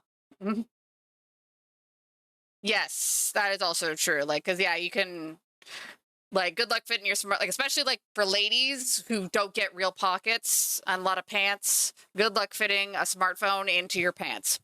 You're not. So yeah, my old little smartphone, I could kind of fit that anywhere. All right. I'm just gonna do some quick repair work on the skin there, and then I believe we're gonna call it.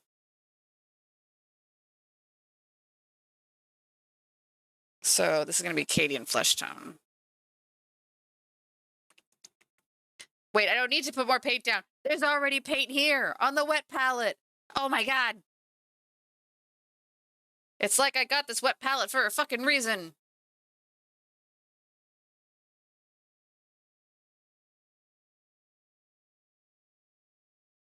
Oh, there's still purple on you. Oh god, I know. And like even worse, like they sew them shut. So it's like you could have pockets. Remove all the stitching first. Have fun with that.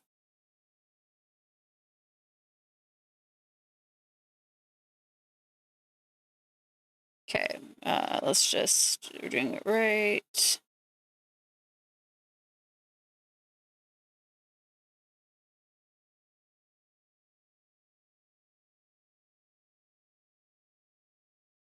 Uh,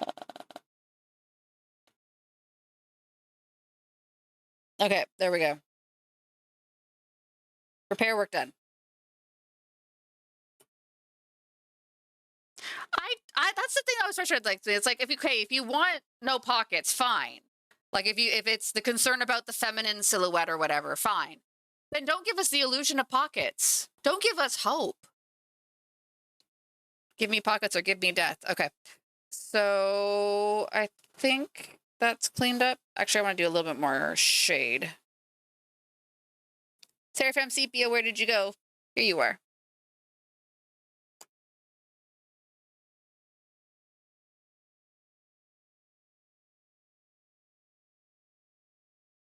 Whoop.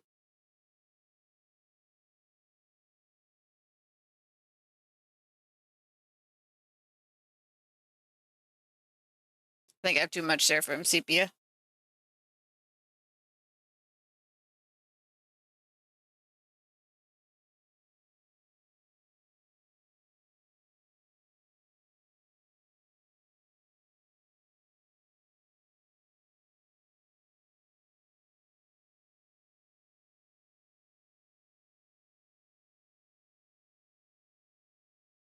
Perfect.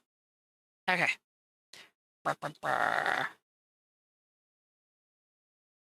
Okay. So, just in summary, before we wrap up. So this is where the human form of Mercy is. We've got some of the purple down. So I'll just again bring up I got the purple down and her skin tone. And then I'll probably be working on like the rest of the clothing next week. I'm going to save the weapon for last. And then also like highlighting up the skin a little bit more for highlights. And then going over to the snake form. I did her front snakes, her front things, which actually now getting 5 minutes of not looking at it, I like it more now. I'm less angry at it. Thank you. So probably from here, I think the next stage will be her I'm going to probably do the base of green first and then build up the brown on top of that. Look, snake butt. Anyways. Anyway, put that away. Blah. Okay. So that takes care of everything. So we'll go over here now. Boop. Ta-da! All right. Thank you again for joining me for stream today. I hope you didn't cringe too hard, or at the very least, you maybe cringed in sympathy with me for my discussion of a, at this point, what, 8-year-old RPG game that I played that still lives rent-free in my brain. Anyways. And also thank you again to Ben Repaints for the raid early this stream. Thank you. Thank you. Always appreciate it. Yeah, hell yeah, cringe. In terms of what's coming up next for the Dungeon Lounge, epic rock chord schedule. Boop. I'm in the way. Excuse me, pardon me. All right. Tomorrow is Wednesday, so Flora will be back at 2 p.m. playing Fields of Mystria. I will. Flora messaged earlier today. She lost internet for a good portion of the day, or she had like some intermittent problems because they're starting to do that construction on her street again because her street is cursed, and she's hoping they aren't working on her street tomorrow. They might be. So there is a possibility she will have to cancel stream tomorrow if she cannot guarantee consistent internet, because it's mean. Anyways, and then on Thursday, again, assuming her internet isn't being poopy because her ISP is apparently doing construction at stupid times, she'll be here to do an art. As she said, she might do something other than bail. Maybe she will work on her old character, Choir Birdsong. Yeah, and certainly Flora will confirm on the Discord or Twitter or what have you, if the workers have not left. Anyways, that brings us around to Friday. I will be back playing Control. My intention is to finish Control this Friday, finish up the last of Foundation, and we're getting through the AWE DLC. Stream until I get it done. I would like to. I don't want to like leave like an hour left and then have an awkward stub stream next week or something like that. So bleh. I might start early as a result because my work does end early. I'll see how I feel. Meh. Anyways, Saturday, Sasha will be here for Saturday. I'm not too sure what her plan is, if she's got Divinity planned with Licky Gluck, or if she'll be doing her own thing. And then Sunday, 2 p.m. We are planning it to be our final stream of Stardew Valley. I think we're already kind of like at the end game. So the idea is just to kind of like do like a fun wrap up stream with all three of us here. And then from there, we're probably going to be looking at doing a new game or activity for Sundays. So yeah, be sure to come by and bid a fond farewell to our Stardew farm. We will not set it on fire. We may let all the animals roam free. I don't know. We'll see. Anyway, if you haven't already, boop, we have, sorry, this got a awkwardness. We have social medias or a Discord, other socials. This is where you could go to find out if Flora will be streaming tomorrow. And then finally a YouTube for all our prior VODs. I could type. Cool. All right. That'll taken care of. Thank you again for joining me this evening. I had a lot of fun. And we're going to find someone to raid. Who is live? Oost. Da, da, da, da.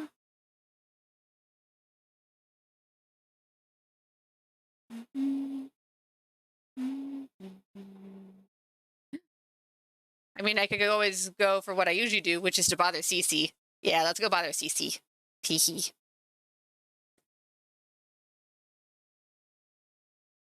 She is playing more Phoenix Wright Ace Attorney. All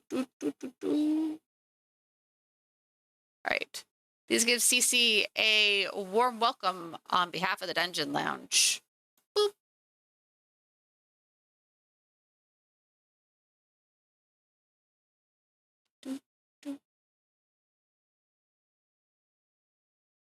Okay. Good night, everybody. Or good morning, or good afternoon. You do you. Okay. Take care of yourself. Bye.